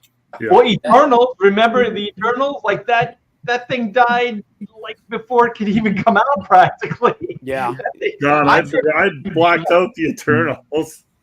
Dude, and the thing is like I'm watching that movie and it's like the chick who's in charge of who directed it, the concept art for it and that they completely shifted away from a superhero feel, and it was just sterile. They thought, oh, it's so stylish. Like all their technology was these weird golden swirls and shit like that. Oh, it's so stylish. It's so erudite. And I'm like, it's freaking boring. It looks, it's just stoic. And I was like, this movie sucks. Hey, who's got the lead on the Captain Marvel She-Hulk? You want me to grab that? And Well, that was you had the article up. it's the Captain America like She-Hulk, right? Oh, you So talking about the did we cover this yet, You or talking is about the this Captain America one, or? Yeah, this is Captain America 4, right? So I don't know anything about like this either. Yeah. Like Captain Marvel, She-Hulk apparently dropped from Captain America 4. So they were Yeah, trying well- to shoehorn these characters in that as well as Deadpool? Yeah, because the whole idea was before, like I said, before Marvel shit the bed. Those are two great pictures of. These two were supposed to be. It was supposed to be the Sam Wilson Captain America, the Brie Larson Captain Marvel, and She-Hulk were supposed to be the three main characters for the new Avengers going forward. Oh, yeah. And because Marvel's shit the bed, and She-Hulk was terrible, and they canceled her next show. They're like completely. This is like I think the third rewrite for Captain America, the next Captain America film. It really did seem like they were setting She-Hulk up to become like a mainstay with the Avengers.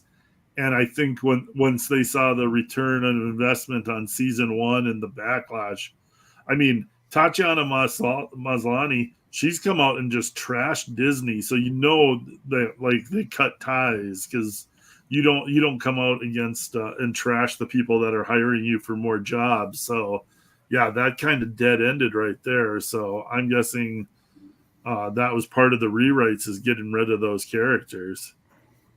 Yeah, she not only got canned from her own show, but then 2 movies as well. So I think she's pretty much got the picture that this isn't working.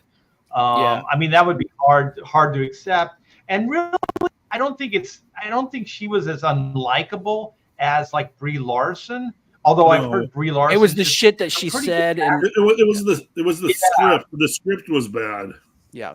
It was the stuff that she said afterward, and then also the lady who was in charge of the show, who just took a massive shit on everybody. That's what turned everybody against them.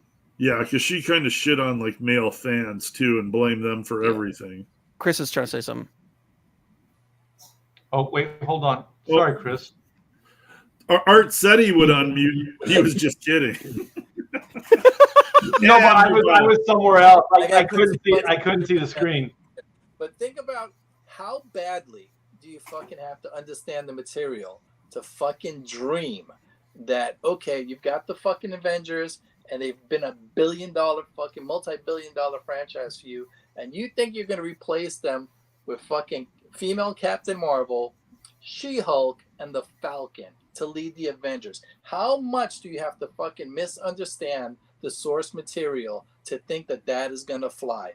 Any fucking comic book fan on the face of the earth will tell you you're out of your fucking mind. These are, on a good day, those are B-list characters, you know. And on a good day. On a good day, because you could argue the She-Hulk's like a C or D list. Those really. are the Great Lakes I would argue Avengers. fucking Falcon and Captain Marvel or female Captain Marvel are actually C-list characters, you know. And you know, and fucking She-Hulk only because like she had that run in the FF. You know, yeah. So you know that you might let that slide, but you know, to sit there and think that these are now your fucking stars of your fucking cinema fucking universe, you're out of your fucking mind. You know, anybody could tell you that knows the material. It's just fucking an awful idea. It's not gonna fly. It's a fucking you're shitting the bed. And you don't have that star power that you used to have, man. Robert Downey Jr. was massive. And losing him, and that's like, and so now, like, the rumor is that the next Avengers movie is going to be a Secret Wars movie. They're talking about bringing back Robert Downey Jr. and what's his name? Steve Rogers, Chris. Steve Rogers, yes, bring it back. Because I know that. Chris Evans is going to do a cameo as Robert the Human Downey Torch. Jr. has like said recently that he's not opposed to playing Tony Stark and Iron Man again. Yeah. So that's like a big like, okay, so he's going to be coming back at some point. Yeah. Although they might have to CGI him to make him look a little younger because he's getting a little long in the tooth. He's just gonna be a. He's just gonna be a. They're gonna have to elderly Tony Stark. Yeah, an older Tony Stark or something like that. That's what they're gonna have to do because the thing is, I don't want to see that. I don't want them to go back. Like, I would rather see somebody on Robert Downey Jr.'s level be recast as Iron Man and move forward. To be completely honest, or for them just to retire the character and move forward with somebody else. But they have to get an actor that's on that level and that is that good of an actor and charismatic. Like, the thing is, if Brie Larson had all those ingredients that Robert Downey Jr. had, we would not be having this conversation, right? We'd be loving that. And if they gave her the material to work with. But at the very least, in interviews, you'd go, wow, she's really captivating. She's charming. She's whatever. But you don't say those things. You don't think any of those things because she's not. So that's the thing is, she's not a likable person. So if you hire a person that isn't likable, and then you're trying to force feed somebody and saying, you need to like this, you have to like this, it's just not going to work. Nobody likes her. So even if the character was more popular, even if it was the most popular character Marvel has, people would still not like it because they don't like her. She's not only is she a derivative of herself, like convoluted multiple characters, but we never really got Marvel, and you never really got freaking Annette Bening. Like, that's a good storyline. Yeah. The death of Captain Marvel. A lot of people don't, a lot of people forget that, like, the first fucking, Iron Man movie that gave birth to all of this shit. At the time, Iron Man was a B-list character. For sure. Even though he's an Avenger, an original Avenger, was not a fucking Marvel man. Yep. And they didn't know that it was going to turn into, like, casting Robert Downey Jr. This was kind of like second chance for Robert Downey after he's kind of making his comeback. Like, they had no clue it was going to turn into what it ended up turning into when they made that first Iron Man movie. No. But why does it work? Because they treated the material with respect. They didn't shit on it. They didn't do it stupid and goofy. They were like, let's do this straight. Let's fucking, and they did it. Good adventure, fun moments. It had everything it needed to have to succeed. And it's because Favreau, didn't fucking shit on it. He had respect for the material. It's the material, and then hiring the right people to play those roles. You know what I mean? Because the thing is, as far as likability, Tony Stark in the story is not a likable guy. He's an asshole, right? Redemption story. But he's a likable asshole. That's the thing. It's like, he's so good, he's so charismatic. Even though he's a jerk, you still like him. You know what I mean? Like here you had, like, Brie Larson's character, who doesn't have any of those traits. She's not an asshole. She's not whatever. But you hate her. There's nothing redeemable about her. You're not rooting for her. Like, you can root for Tony Stark to, like, fix his mistakes, see where he was wrong, and try to, like, redeem himself. Like, there's none of that with Brie Larson. It's always the vibe of, like, everything I do is perfect. Yeah. And, like, sorry. Go ahead. And there was a time when fucking Tom Cruise was attached to Iron Man for a while. Yeah. And he was actually supposed to be Iron Man in the last Doctor Strange movie. They just couldn't make it work. Yeah, could you imagine Tom Cruise is fucking taking that on? Because I think we're talking roughly about the time that he started the Mission Impossible flicks. Yeah. Who I always thought could be, like, to have him take over the role as Tony Stark would be Bradley Cooper. Oh, yeah. I can see got the charisma. But the Geek Hero Bubba and who was somebody else mentioned this. They should just when we do Secret Wars, they should just have Rhodey be the new Iron Man, because if you remember back when they did the second Secret Wars storyline, and when Tony originally got Extremis and thought he was dying, he made the War Machine armor specifically for Rhodey to take over as Iron Man. You know, that's why these things exist. You know what I Yeah. mean? Like Yeah. it's a natural progression. It's like, why do you have the Teen Titans? Because it's the heir to the Justice League. You know, like that's why these things exist. And it feels natural. It's legacy. Like you're handing over the baton to a new character that is connected to that legacy. And you're exactly right. And all of that would have fucking worked, and they could have carried on and made just as much money doing the legacy stuff, right? Passing the fucking the torch. true legacy stuff, not that Right. bullshit they tried to push earlier, Right, like a dude, few years and ago. that's the whole fucking problems when after the fucking giant success of the whole Marvel fucking run, you know, for the fucking for the next leg of it, they brought in people that had no fucking they didn't even fucking dream of adhering to all of that, you know, source material and, you know, and carrying on, because, doing Rhodey or you know, for Iron Man would have worked just fine if they had passed the torch and done it straight, you know. But instead, what did they do? They want to fucking tear everything down, and they can't do that. You know, you have all these fucking things that work so well, and they made, and not easy to do. And doing Marvel movies and making them fly, not easy. They pulled off a lot of fucking impressive stuff. You know, not everything. Yeah. And by the way, you know what the thing is? It's like there still is that like they gave the Captain America shield to what's his name, the Falcon, to Sam Wilson. Like Sam Wilson can never be Captain America. It's almost like you're putting this character in the line of fire without a way to defend himself. He can't even take like a laser blast from it hit the shield, because it would knock him back. He's not strong enough to even wield that shield. And he could, Captain America has the super soldier serum. He's super strong. Let's not underestimate that. So the only heir apparent is Bucky. He's the got only the cybernetics. And right. He's got And the derivative. as far as legacy, he also dates back. He's known him since a kid. So he knows how important Captain America is to the world because he saw it firsthand, right? But he's messed up. He's got a brain full of bad wiring, and he's not like as altruistic as Steve Rogers. So you also have a more complicated Captain America. You have a Captain America that knows what his friend was, right? He knows how good-natured this person was. So he's always aspiring to be that guy, but kind of always failing. And in essence, he becomes a relatable character because he's always striving and he's always conscious of what contribution Steve Rogers gave and what that means to America.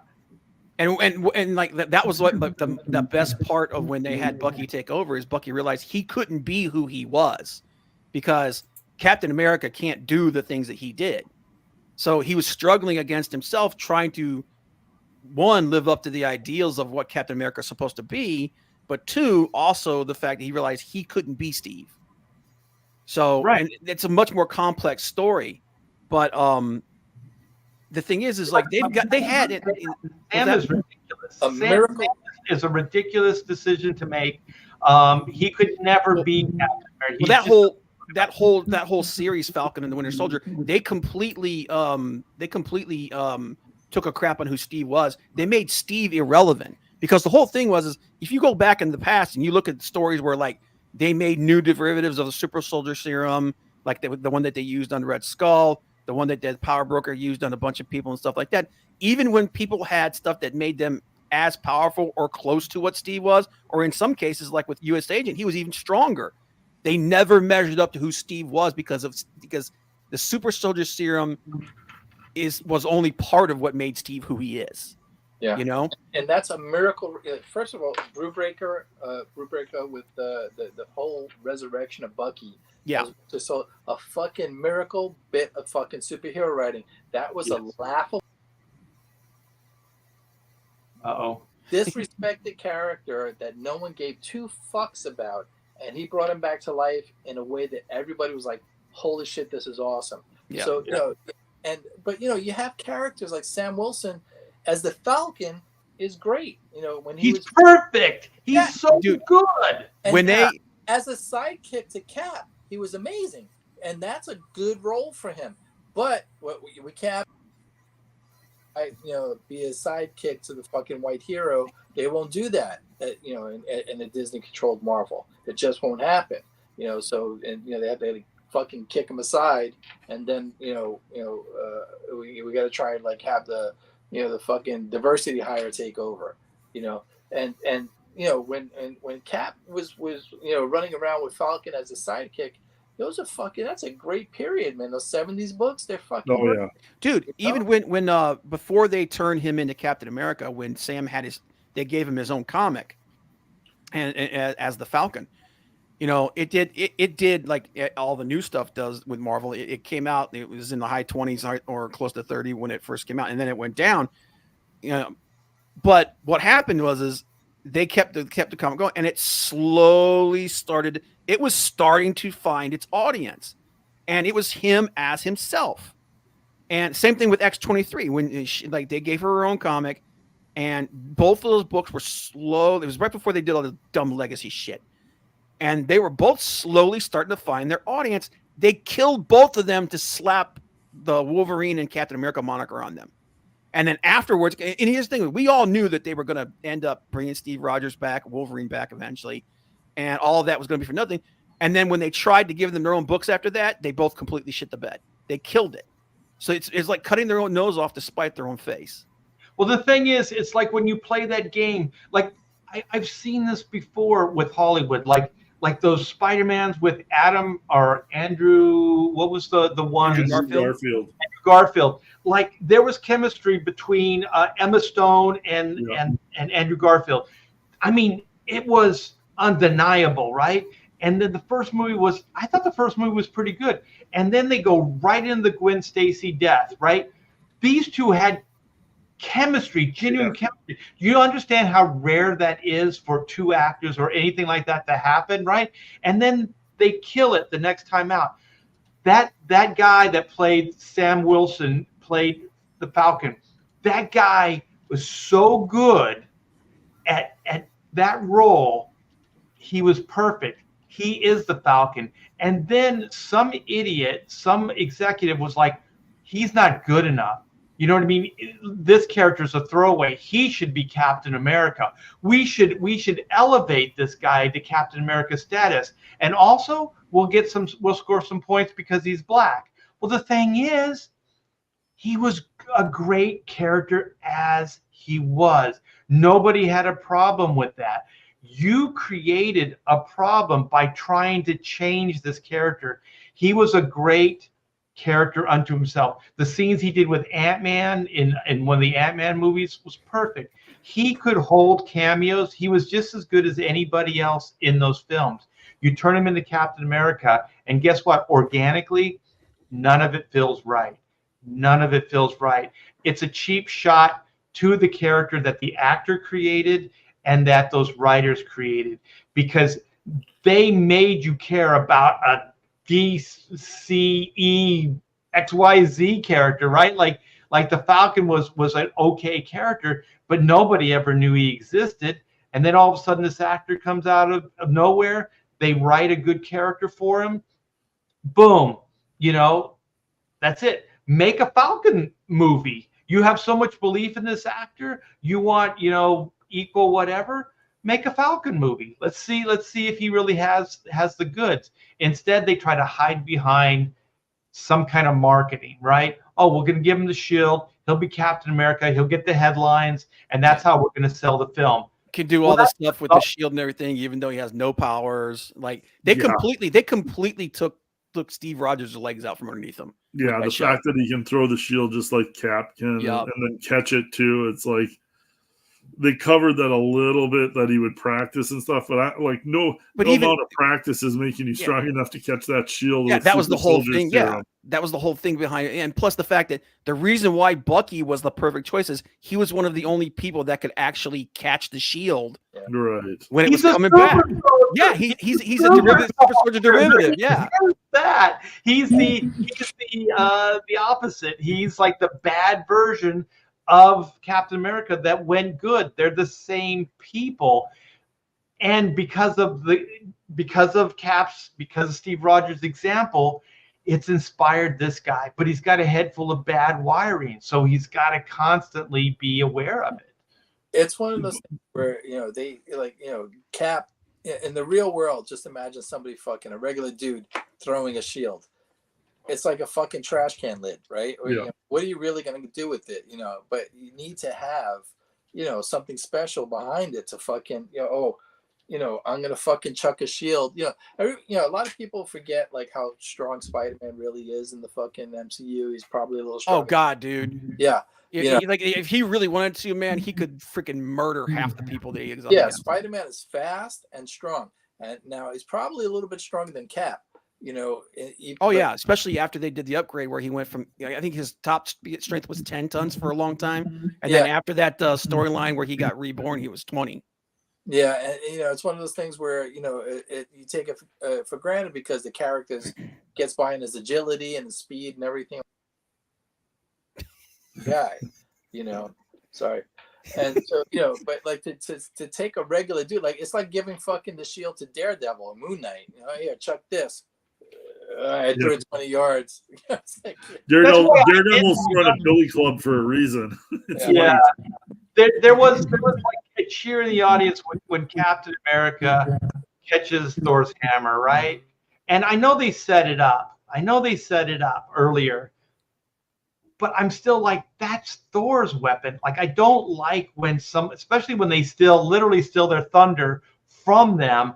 I don't like that. And I don't like anybody that can just use Captain America's shield. Like, it's supposed to be unique to them. Yeah. The only thing I will say is like because here's the thing. When they had Captain America in the comics actually be able to pick up Mjolnir, at that time, other than Beta Ray Bill, he's the only person that had been able to do that. And he had never done it before because out of respect for Thor, it wasn't until he was in a situation where he didn't even know Thor was going to be, if he's going to be alive or anything. The fact that someone as like Captain America is that special, I didn't have a problem with it. The problem is after that, they started having everybody do it. And that's but the thing is in the movie, what they did is that was Thor's beat. Because Captain America goes after Thanos and does everything that Thor would do, not everything that Captain America would do. He beats him with the hammer, and then he has that thunder, like he's able to summons the thunder. I was like, no. That was and that was also see, that's why whenever they even had somebody else take over, like when they had Eric Masterson took over as Thor. He couldn't use all the powers because he didn't know how. So he had like the physical strength and everything that from Thor and all that, but he didn't know how to use the powers or do anything. That's one of the reasons why I hated the Jane Foster one, because she gets the hammer and immediately she's not only does she not do anything, she's better at it than he is. Yeah, of course. And that drove me freaking crazy. Although if you watch and here's the thing, like I also didn't like the fact that they destroyed Mjolnir and he gets what they did to him, what they did to Thor in the last two movies was just shit. They turned him into a fat slob, I like the act. I like the act. He hits Thanos. He chops him. Pushing it in. Oh my God. The thing is like that weapon is supposed to be Beta Ray Bill's. If we had gotten Beta Ray Bill, I'd have been 1,000% on board. Yeah, but the thing is, okay, with a hammer you can beat him senseless, but that's a stabbing tool. Like that was a real weapon. You know what I mean? And so the way they chose to use it and everything, I thought was absolutely fantastic. Yeah, I think it would have been better if it done it. I was really surprised they didn't have Beta Ray Bill in Ragnarok. It would have been in Love and Thunder because Ragnarok had already went by, but. I mean, the fact that they brought, was it Stormbreaker or Stormbreaker? Stormbreaker, yeah. And they brought that into existence in Endgame. I figured at some point, and then maybe he will in the future if they get another Thor movie, maybe Beta Ray Bill. I think at this point, the guild's off the lily. I don't think doing Beta Ray Bill works now. Yeah, it just all depends on the script because I mean they've set up Hercules, they've set up Natalie Portman as the new Valkyrie, so I would think that's going to be where they go with the next movie. Dude, I don't like Jane Foster. I can't. I'll take her as Valkyrie over what's her face. Oh yeah, well yeah, Ragnarok. But why don't you? That's the thing that they never really utilized the supporting cast from Thor the way they should. Because in the comics, like when they made Valkyrie the new king, or in the movie where they made her the king or whatever, I'm like, wait a minute. In the comics, it's Heimdall who takes over when Odin dies. You know, they killed him. They killed off. Yeah, and they took a shit on him. I'm like, they killed off. He wasn't diverse enough. Yeah, I was hoping, like with Thor. I mean, Better Ray Bill is like I was, I love that fucking storyline. I was. Oh yeah. That like as soon as we could shoehorn that motherfucker in. Yeah. Take any of the Simonson Thor stuff and turn it into a movie right now. Okay, I think when you did those like the first 3 Thor movies, I think they should have just jumped to fucking Better Ray immediately. Yeah. But again, we're gonna do. We got one cameo of him because his face was on those statues. Yeah. Well, and they shoehorned the Scourge storyline in. Oh God, that was awful. That was awful. With Hela, yeah. But like Beta Ray Bill is one of the figure or statues in Ragnarok. In Ragnarok, yeah. So but it was like we'll get probably. Yeah, I don't know, man. I don't know how you correct the ship. I don't know how you correct the ship at this point. I know that, like I said, the whole reason that they were cut. I think the whole reason they were cut from Captain America 4 is because both those projects took a shit. And now they don't know what to do because 4 sounds like a disaster. If they have to it sounds like they weren't reshooting. Like there's a lot of reshoots for movies that just happens. It sounded like they were reshooting like 3/4 of the movie, like completely, like starting from scratch with rewrites and stuff. So yeah, it's like they got a wake up call with Miss Marvel tanking that people aren't just gonna like show up automatically for these Marvel movies anymore. When you're just churning out crap, and like Disney stock has been in pretty much free fall. Like they're at a certain point, stockholders are going to start being like, "What's going on? Like we're not getting our return for our buck with the stock prices falling like that." And I mean, you can look and see the movie Returns. It's like the clearest example of Disney losing their way with this stuff. Well, yeah. I heard their next 3 movies, which is Deadpool, Planet of the Apes, and is it that Mufasa or whatever the hell it is? They said if those don't break $1 billion plus, then Disney will be in the hole. Like that's the only thing that's going to save them. With this quarter stocks or whatever their profits. Altogether, those 3 combined need to make. No. All 3 of them need to make $1 billion each. Oh, each one of those movies has to make $1 billion.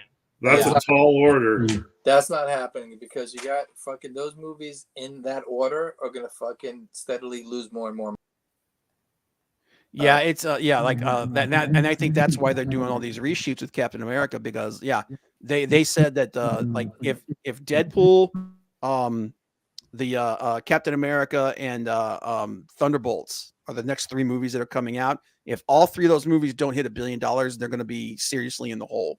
Yeah. They're not going to make and they're not gonna because there's no reason to watch Thunderbolts because 1, none of the characters in that show except for Zemo is actually a member of the original Thunderbolts.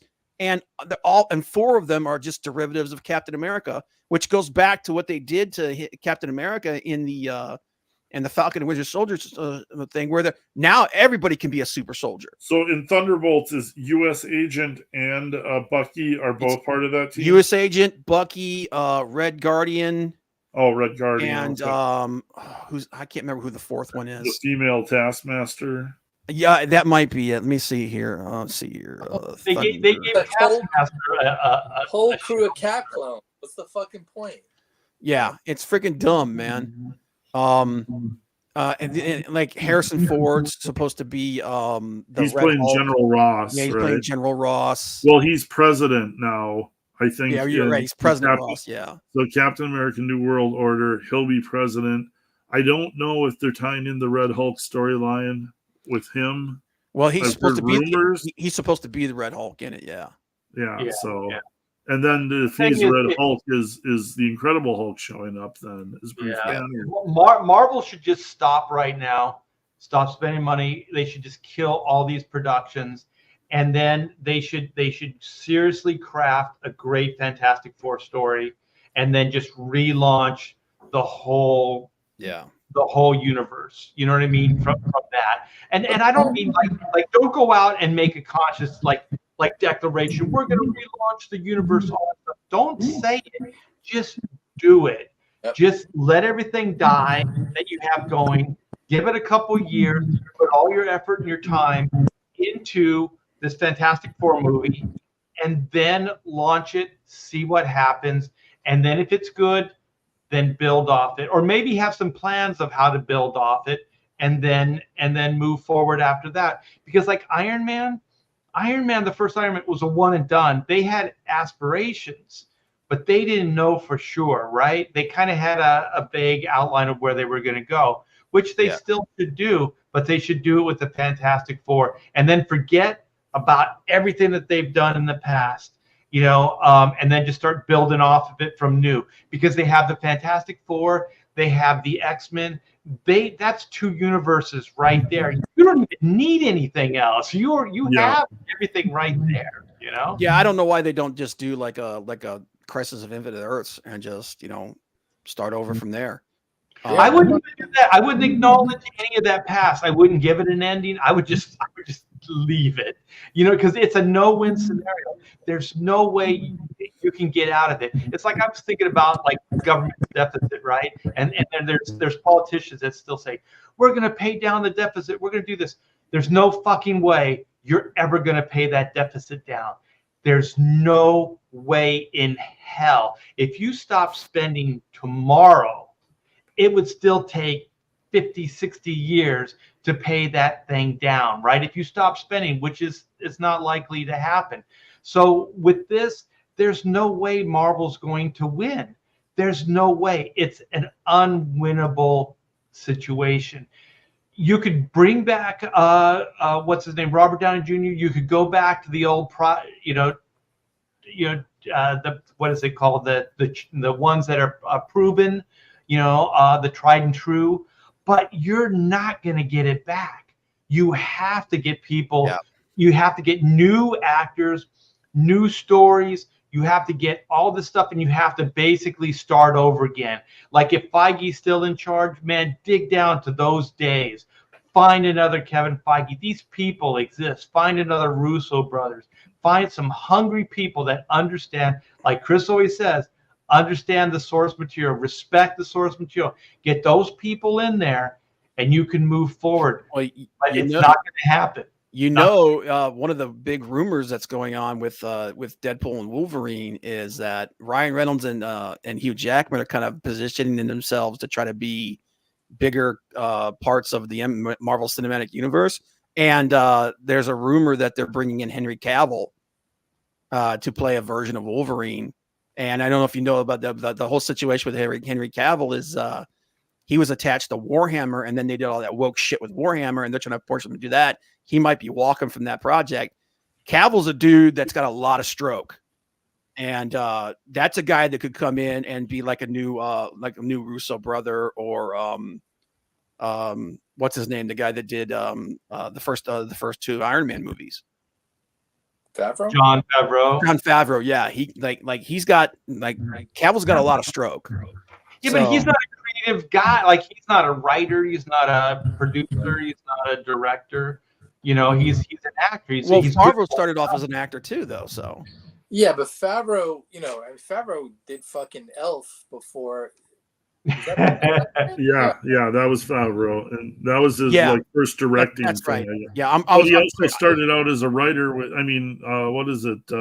hey, your money. What was He did an indie film, right? what was his indie film? Him and his buddies in Vegas. Swingers? Was it Swingers? Swingers. Swingers, yeah. Yeah, but when you get to Elf, I mean there was some vision behind that, you know. Oh, absolutely. Yeah. So, it's not like, oh, he's just fucking shitting the bed and fucking taking a free ride. The guy is, in it to make movies and fucking, I immediately fucking put together a track record, because even if you're going to count Swingers as something like that, or even as a stepping stone, right? Now, but once you get into like fucking Iron Man, Elf, all this shit, he's making real fucking movies, and the guy has some vision. So it's not, at that point you got to fucking throw him some respect.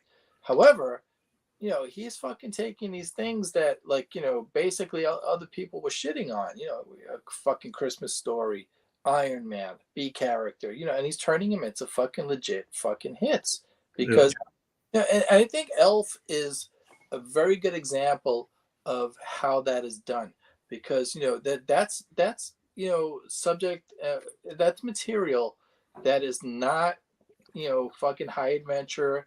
It's certainly got that fucking kid element to it. However, Favreau is still treating that material with respect. As fun as he's doing it, he's not shitting on it anywhere. He's like, Christmas spirit now is going to guide this. It's going to it's going to have that to it and everything, and it's going to be there's a sincerity to it, right? Will Ferrell plays it like we were talking, like he plays it straight. It's not a joke. I mean, he's serious about it. Like he's so serious, and I mean, his direction, what he wants, all those things. He's not messing around. No. And yeah, but there's really good directors that you could get. Like I'd like to see Guy Ritchie come into the Marvel universe. Like God, I'm thinking. What character though? What's that? Well, what character? Maybe some British character. I want to know who you would give Guy Ritchie to. What character? To write and direct, I think he could be like a Russo brother. Like he does great action adventure. Like he worked with Downey Jr. and what's his name on the Sherlock Holmes stuff. Yeah, I'd give him Excalibur. Yeah, I think he could do that. I think he could. As long as he doesn't have contempt for the material. This is what Disney needs to find if they're gonna try to reclaim the first 10 years and try and emulate that again. And I don't have a lot of faith that they can, just from the last 3-4 movies. Like they've kind of lost their way. Feige has proven that he was not the creative behind the first 10 years. He was the money guy. Yeah. And he's still a money guy. He hasn't, like after the Russo brothers, he hasn't been able to find those directors and writers that he was finding in the first 10 years. And it's because of and Disney is still touting how much they support DEI. And as long as DEI is one of their focal points in what they're doing with these movies, I'm not optimistic for Fantastic Four. I'm not optimistic for a new X-Men. I think they will recast the entire universe at a certain point. I think the multiverse is kind of like giving them a free pass to, set up a new Captain America, set up a new Iron Man, set up new characters, younger actors on a much more affordable contract than, signing Robert Downey Jr. or Chris Evans again, because those guys are going to ask top dollar. So I think recasting those characters is inevitable for sure. It's just a matter of when they decide to do it. And it might be after these next Avengers group of movies. That might be like one last grand finale, and then they recast. But I don't have a lot of optimism for them finding these directors that we hope they'll find. No, and you know what? Like I was thinking about this, the last great person they cast, like he's also great in interviews, was Chadwick Boseman. Yeah. As Black Panther. And you know what? They could have continued with everything else gone. That was their plan. If that guy was still alive. R.I.P. man, you were great in that role, and I love your interviews. He's one of those guys that just radiates charisma. Right? He was their Robert Downey. He was their next Robert Downey Jr. because he had that. He was the next Steve Rogers. He was the next Chris Evans, because you could believe that guy with that guy's integrity, he could build an Avengers team. Yeah, and you know what I would exactly. do? I would do it just like that. I would say, he's left. There's not much of an Avengers team left, right? But somehow he's got to organize. Somehow he's got to inspire. Somehow he's got to, lift these guys, bring them all back together, and start doing this. Yeah. And I think that out of all the Marvel Universe characters, the only other character that is a leader is the Black Panther in that universe. Because Yeah. you like Tony Stark, he's too messed up. You would question his judgment calls. The reason Chris Evans as Captain America worked is because you didn't question. And I think the way they constructed the Black Panther, I think you could do the same thing. I think that he could lead them without question, because like his dad was like, there was some messed up stuff in that first Black Panther movie, like Wakanda Forever. Like the dad sold out his own kid. There was some messed up stuff. Also, they had all this future tech, but they didn't share it with Africa. There was some messed up stuff going on there. But the thing is that the Chadwick Boseman character, that what's his name? I forget. T'Challa. He had integrity. He had more integrity than his father. They showed, like at the end, he's like, we're going to share what we have with the world. Like he did all these things, like the sins of the father. Like he stepped up, and by doing that, you're like, he's better than the Black Panthers of the past. He's even better than his half brother. He's better than all of this stuff. He is a natural born leader, and you don't have to question him. And he's just this likable guy. He's just this really likable guy. And man, they could have continued, I think, with that guy. Sadly, we'll never get to see that, but I think that could have worked. Should we start? Yeah, I actually, there's a couple of actual art questions that some of the guys had. Just answer those real quick. The multi-panel stuff. I always get confused with this. Are these questions about art, or are these questions about art?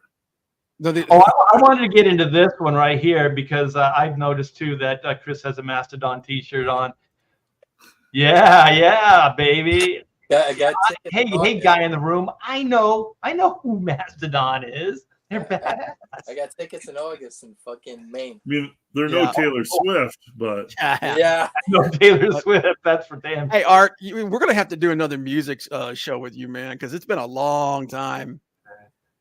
But yeah, he was asking a question about how you guys set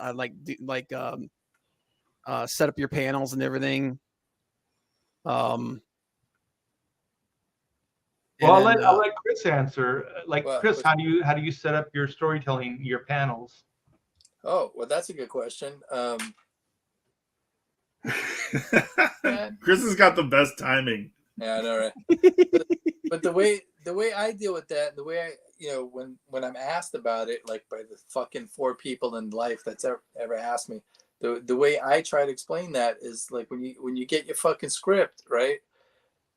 When you're laying out your page, the most important thing I think before you even deal with storytelling is to deal with real estate.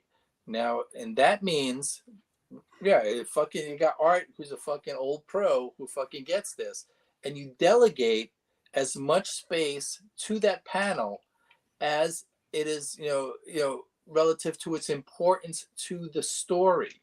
So this way you don't have a fucking giant head that's not doing anything. The turning point, whatever is most important to the story on that page, gets the most real estate.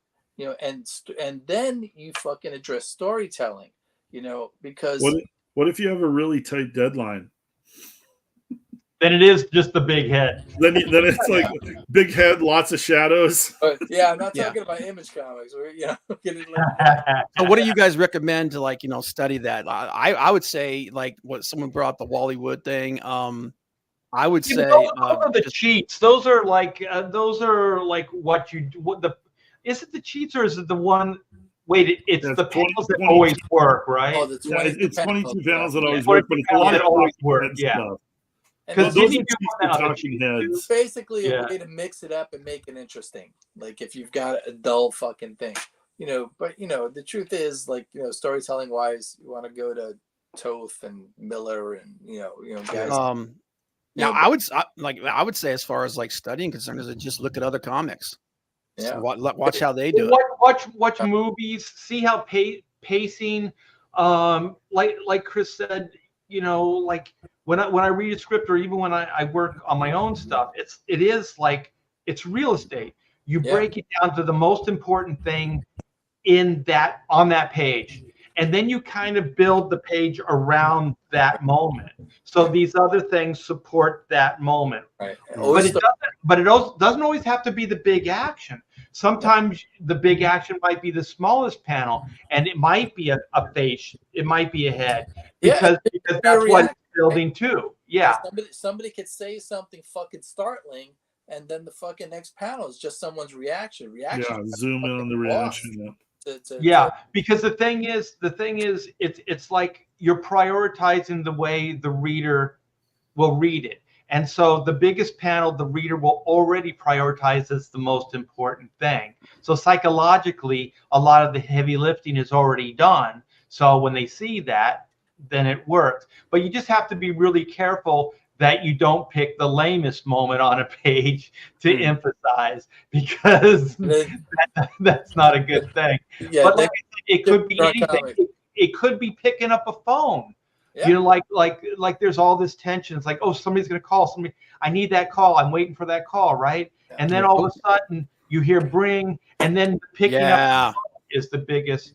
Like I remember, like someone did like an example, like they had a panel of J. Jonah Jameson on the phone where he's like smashing his fist under the desk. He's like, listen to me, like that's a cool thing to do. If anybody remembers all the fucking old Comics Journal interviews with Frank Miller. Oh yeah. Fucking epic. And it was through those excuse me, I'm just getting over strep. But it was through those that, like we fucking learned, he started talking about in these interviews with Comics Journal, really epic fucking 20, 30, 40 fucking page interviews. And, and it was through these that he started talking about the Hitchcock Truffaut book. Does anybody remember that? It's basically Alfred Hitchcock being interviewed by fucking Truffaut, the fucking French director. And because it's one director interviewing another director, that guy knows what questions to ask. Yeah. And fucking the storytelling, the storytelling aspects that came out of it, were fucking enormous, and, the amount of information, because this is Frank Miller in his fucking developing early years. He's in his 20s. He's doing Daredevil, just getting onto Batman, rowing in all. The guy. That was his best stuff. It's a guy at the fucking peak of his storytelling fucking sensibilities, divulging all his fucking secrets and his thought processes and stuff. And so, like to have a collection of I have the actual journals, but here's a collection that you can fucking get. And what the main thing I learned from Frank Miller is how to emphasize the important stuff. So it's kind of like the How to Draw the Marvel Way, the John Buscema, where there's the guy swinging the pose, right? He's punching. And so it's like lame, good, getting better, best, right? So it's the most exaggerated moment of the punch. That's what you draw. Frank was able to take all the minutia and the bullshit, unless he wanted that to be the focus. He was able to take that out. Like just a case study, year one is brilliant. And what it is designed to take all the bullshit out, right? So it's only the prime real estate, to use Chris's metaphor. Like it's only the prime stuff that you get to see. It's not all the lame shit. It's only the cream of the crop, the most interesting aspects of the story. And there are people, especially modern day like writers, they get caught in minutia. They have Oh, I'm going to pour the glass of water. I'm going to set it down. I'm going to drink it. I'm going to look off in the distance, say something, and come back to the water. It's like, well, who cares? You know, it's like TV. Old TV used to be like this. There was just a ton of filler, right? So the guy would wake up. They'd show his whole ritual. He'd walk out of the porch. He'd pull out his car keys. You'd see him take the car key, unlock the car door, open the car door, sit in the car, start the engine, and then drive to work. Why? I remember like it would be like action shows, like Dukes of Hazzard stuff. They still had a ton of minutia, and the reason they did is because it was inexpensive. I understand that, but we don't have that in comics. We don't have to worry about that crap, right? So Frank was able to just show the height and stuff. Like case in point, I think it was one of the Daredevils. They show that Daredevil or somebody go into an elevator. He pushes the elevator button, right? They don't show him get into the elevator. They don't show the elevator ride. They cut the scene to something else, and then they cut back to the guy at his destination. He's already in the office having the one-on-one with the guy that he was going to see, right? We don't get to see the minutia. So that's one of I know that not everybody gets to write their own stories, but even when you get a script, think about that, because you can prioritize some of that. If you get a bad script, you can minimize the minutia, don't emphasize it, and then, you know, whatever the most interesting aspect is on the page, highlight it. And it really there was a lot of groundbreaking stuff happening in the early 80s into the mid 80s. You know, the Bronze Age really fucking came into its own at that point, but also at that time in the film industry, there was a whole lot of fucking respect and admiration and and a lot of nods to the noir stuff of the 40s and 50s.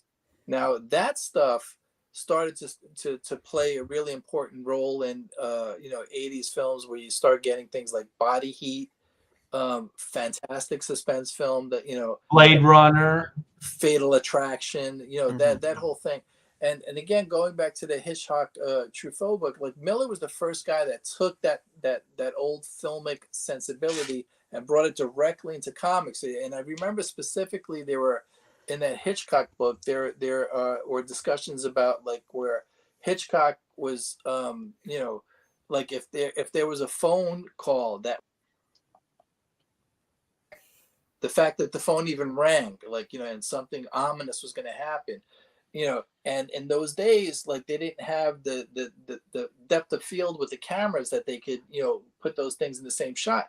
So Hitchcock built giant fucking phones. He would build a 3-foot phone so that he could get it in the foreground. It would be like this big in the foreground, and then you'd have the little characters way back in the back of the shot.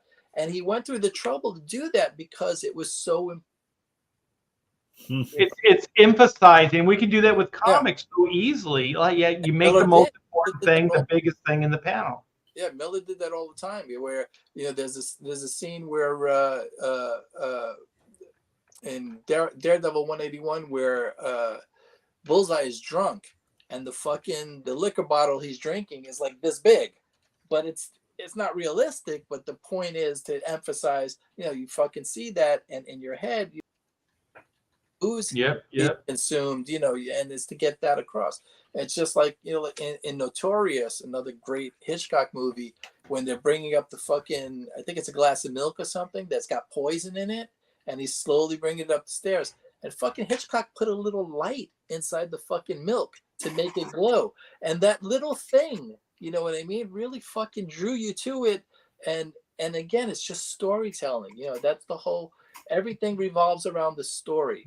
And if you're not serving that story, it doesn't matter how many shoelaces you can draw or how many fucking cool lines you can make. If you're not serving that story, you're wasting your fucking time. It doesn't mean anything, and it's pointless to the reader. Ultimately, it's forgettable, And I think Miller really brought that into focus. That to come back to that whole thing of serving the story first. Everything's got to serve the story. And you got to trim the fucking fat and get rid of everything. It's a fucking a short, concise medium that we're working with, right? We don't have time for fucking speeches, and everything's got to be, dialogue's got to be crisp. It's got to be fucking sharp. It's got to be to the point. Next panel, And Miller, I think, really turned the tables and brought that into focus in his early days because of his, his love and his, incorporation of those old film techniques. You know what else was cool that Frank did? I remember reading the interview when I was younger, and he wasn't afraid of melodrama. Like he even said it with a straight face. Like I was all, oh, you don't want to do like soap opera type shit, like big broad kind of like, melodrama. And he was like, he wasn't ashamed of it. He was like, comic books at its best is heightened melodrama. And I was like, oh shit, man, he nailed it. Well, yeah, wasn't it Frank that called them superhero soap operas? And he's not wrong. He wasn't afraid of it. Like there were other people that were trying to like hide it and stuff, like, oh, it's not that, it's not, because it's cheesy or it's stupid. All the Peter Parker stuff is like soap opera melodrama, and then it cuts away to Spidey fighting Doc Ock, and then it cuts back to, oh, I can't afford my apartment. Right. Oh, my boss is a jerk at work. I have trouble with women. That's what made that's what made Spider-Man great, is that it was Peter Parker in a Spider-Man costume. Art, you're wrong. but that's what made Spider-Man the great character that he is that he was Peter Parker first, and who had to put on the Spider-Man costume even though he didn't want to, and that's what made that character the amazing character that he was. And I mean, the early Superman, that was the secret identity, is Clark. Clark was Lois. Lois was never interested in Clark. She's only interested in Superman, and he was kind of a schlub and like all that. It was like he wasn't this idealized version that they do now. It was like Clark had a lot of flaws and wasn't living the greatest life. And there was always like that kind of soap opera melodrama in a lot of the early comics, and then it would be a mix of that, and then you cut to the action, cut to the escape. Here's your everyday workaday dreary life, but then you get to escape. You get to be the hero. You get to punch the bad guy in the face. You get to save the damsel in distress, and everybody loves you or something. So like that was a big part of the early comic book story. And what's the big flaw with fucking Superman? What's the main problem with that character? Is his lack of weaknesses. And that's what it's the things that make him human, that make him have to struggle, is what makes the character great. And that's what the Clark Kent part is the interesting part. Yeah, the Superman part is the escapism part. Yeah, Superman's always had issues with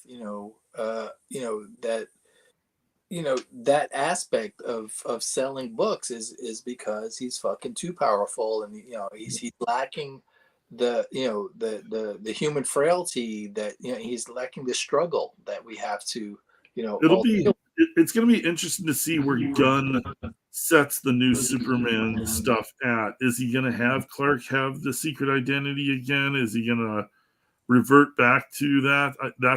I don't know. That'll be interesting where he decides to go with that. Yeah, well, let's wrap it up. Yep. We're 9:30, so we're 2.5 hours. I want to thank. I'm sorry. We're probably going to talk another couple hours after. We lost Todd. I don't know what happened to Todd. He fell off. But you guys are the best. I always get lost in all this stuff. But just know, you guys, we appreciate you, everybody in the chat. Wednesdays are very, very competitive nights, and we appreciate each and every one of you coming in and spending, time with us. We appreciate it, and all my Pontificator brothers. Todd, who took off for whatever reason, Comic Book Bob, Chris Wozniak, and of course Clint Helinski, and Rob Hunter. He wanted to be here, but he's pushing a deadline, man. He really wants to get that Death Raider book done. And speaking of promo, I think only one of us have an active campaign right now, and it's Mr. Chris Wozniak. So what do you got, Baron? Baron's yeah, we can. Yeah. What's that? Yeah, it's brand saw. Yeah, I mean that's like if you want to plug that, I'd appreciate it. But Dude, none of us are. No, that's your responsibility. I love it Chris, because it's like, man, I ain't got nothing because I'm keep falling out here. Let me. I like how Chris is always blindsided. Like when I go, and Chris, what do you got to promote? He's like, well, what do you got? Like, here we go. I got it here. Yeah, I gave it to Bob. Here we go. All right. Let me get this. Let me get this up here. I should always lead with Clint.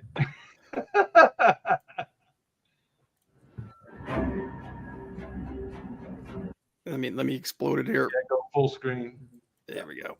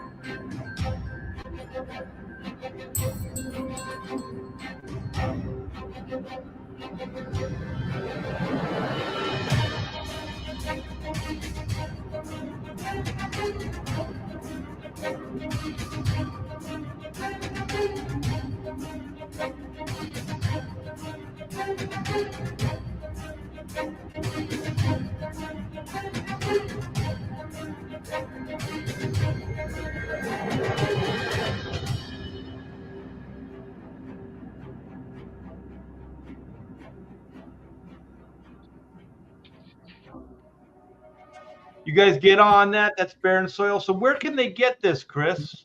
We are on Kickstarter, Fund My Comic, and Indiegogo. So Okay, so if you guys, he kind of blanked out. So Kickstarter, Fund My Comic, and Indiegogo. Yeah, best comic you're gonna read this year.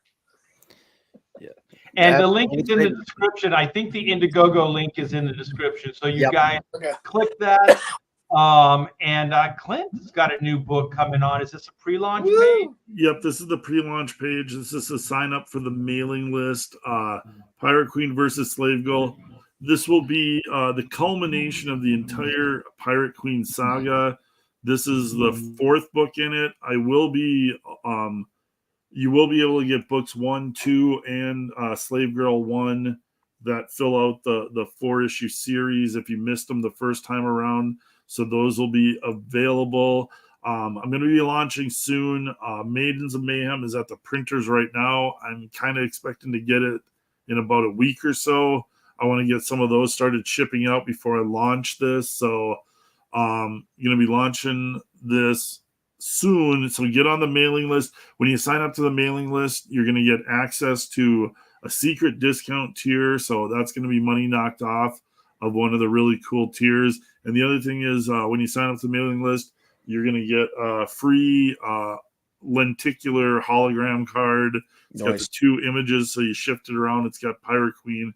It's got Slave Girl. So make sure to get on the list. You'll get that card for free, and you'll get the discount codes for the secret tiers. So and sign up to the mailing list is free, so it lets you know everything that's going on with the campaign. So jump on it. We'll be launching soon.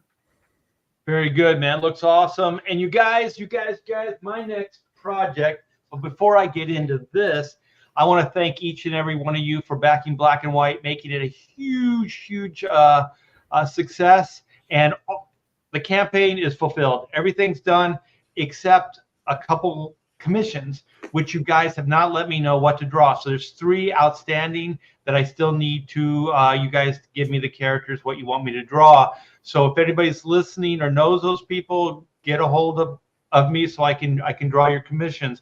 But other than that, everything's out.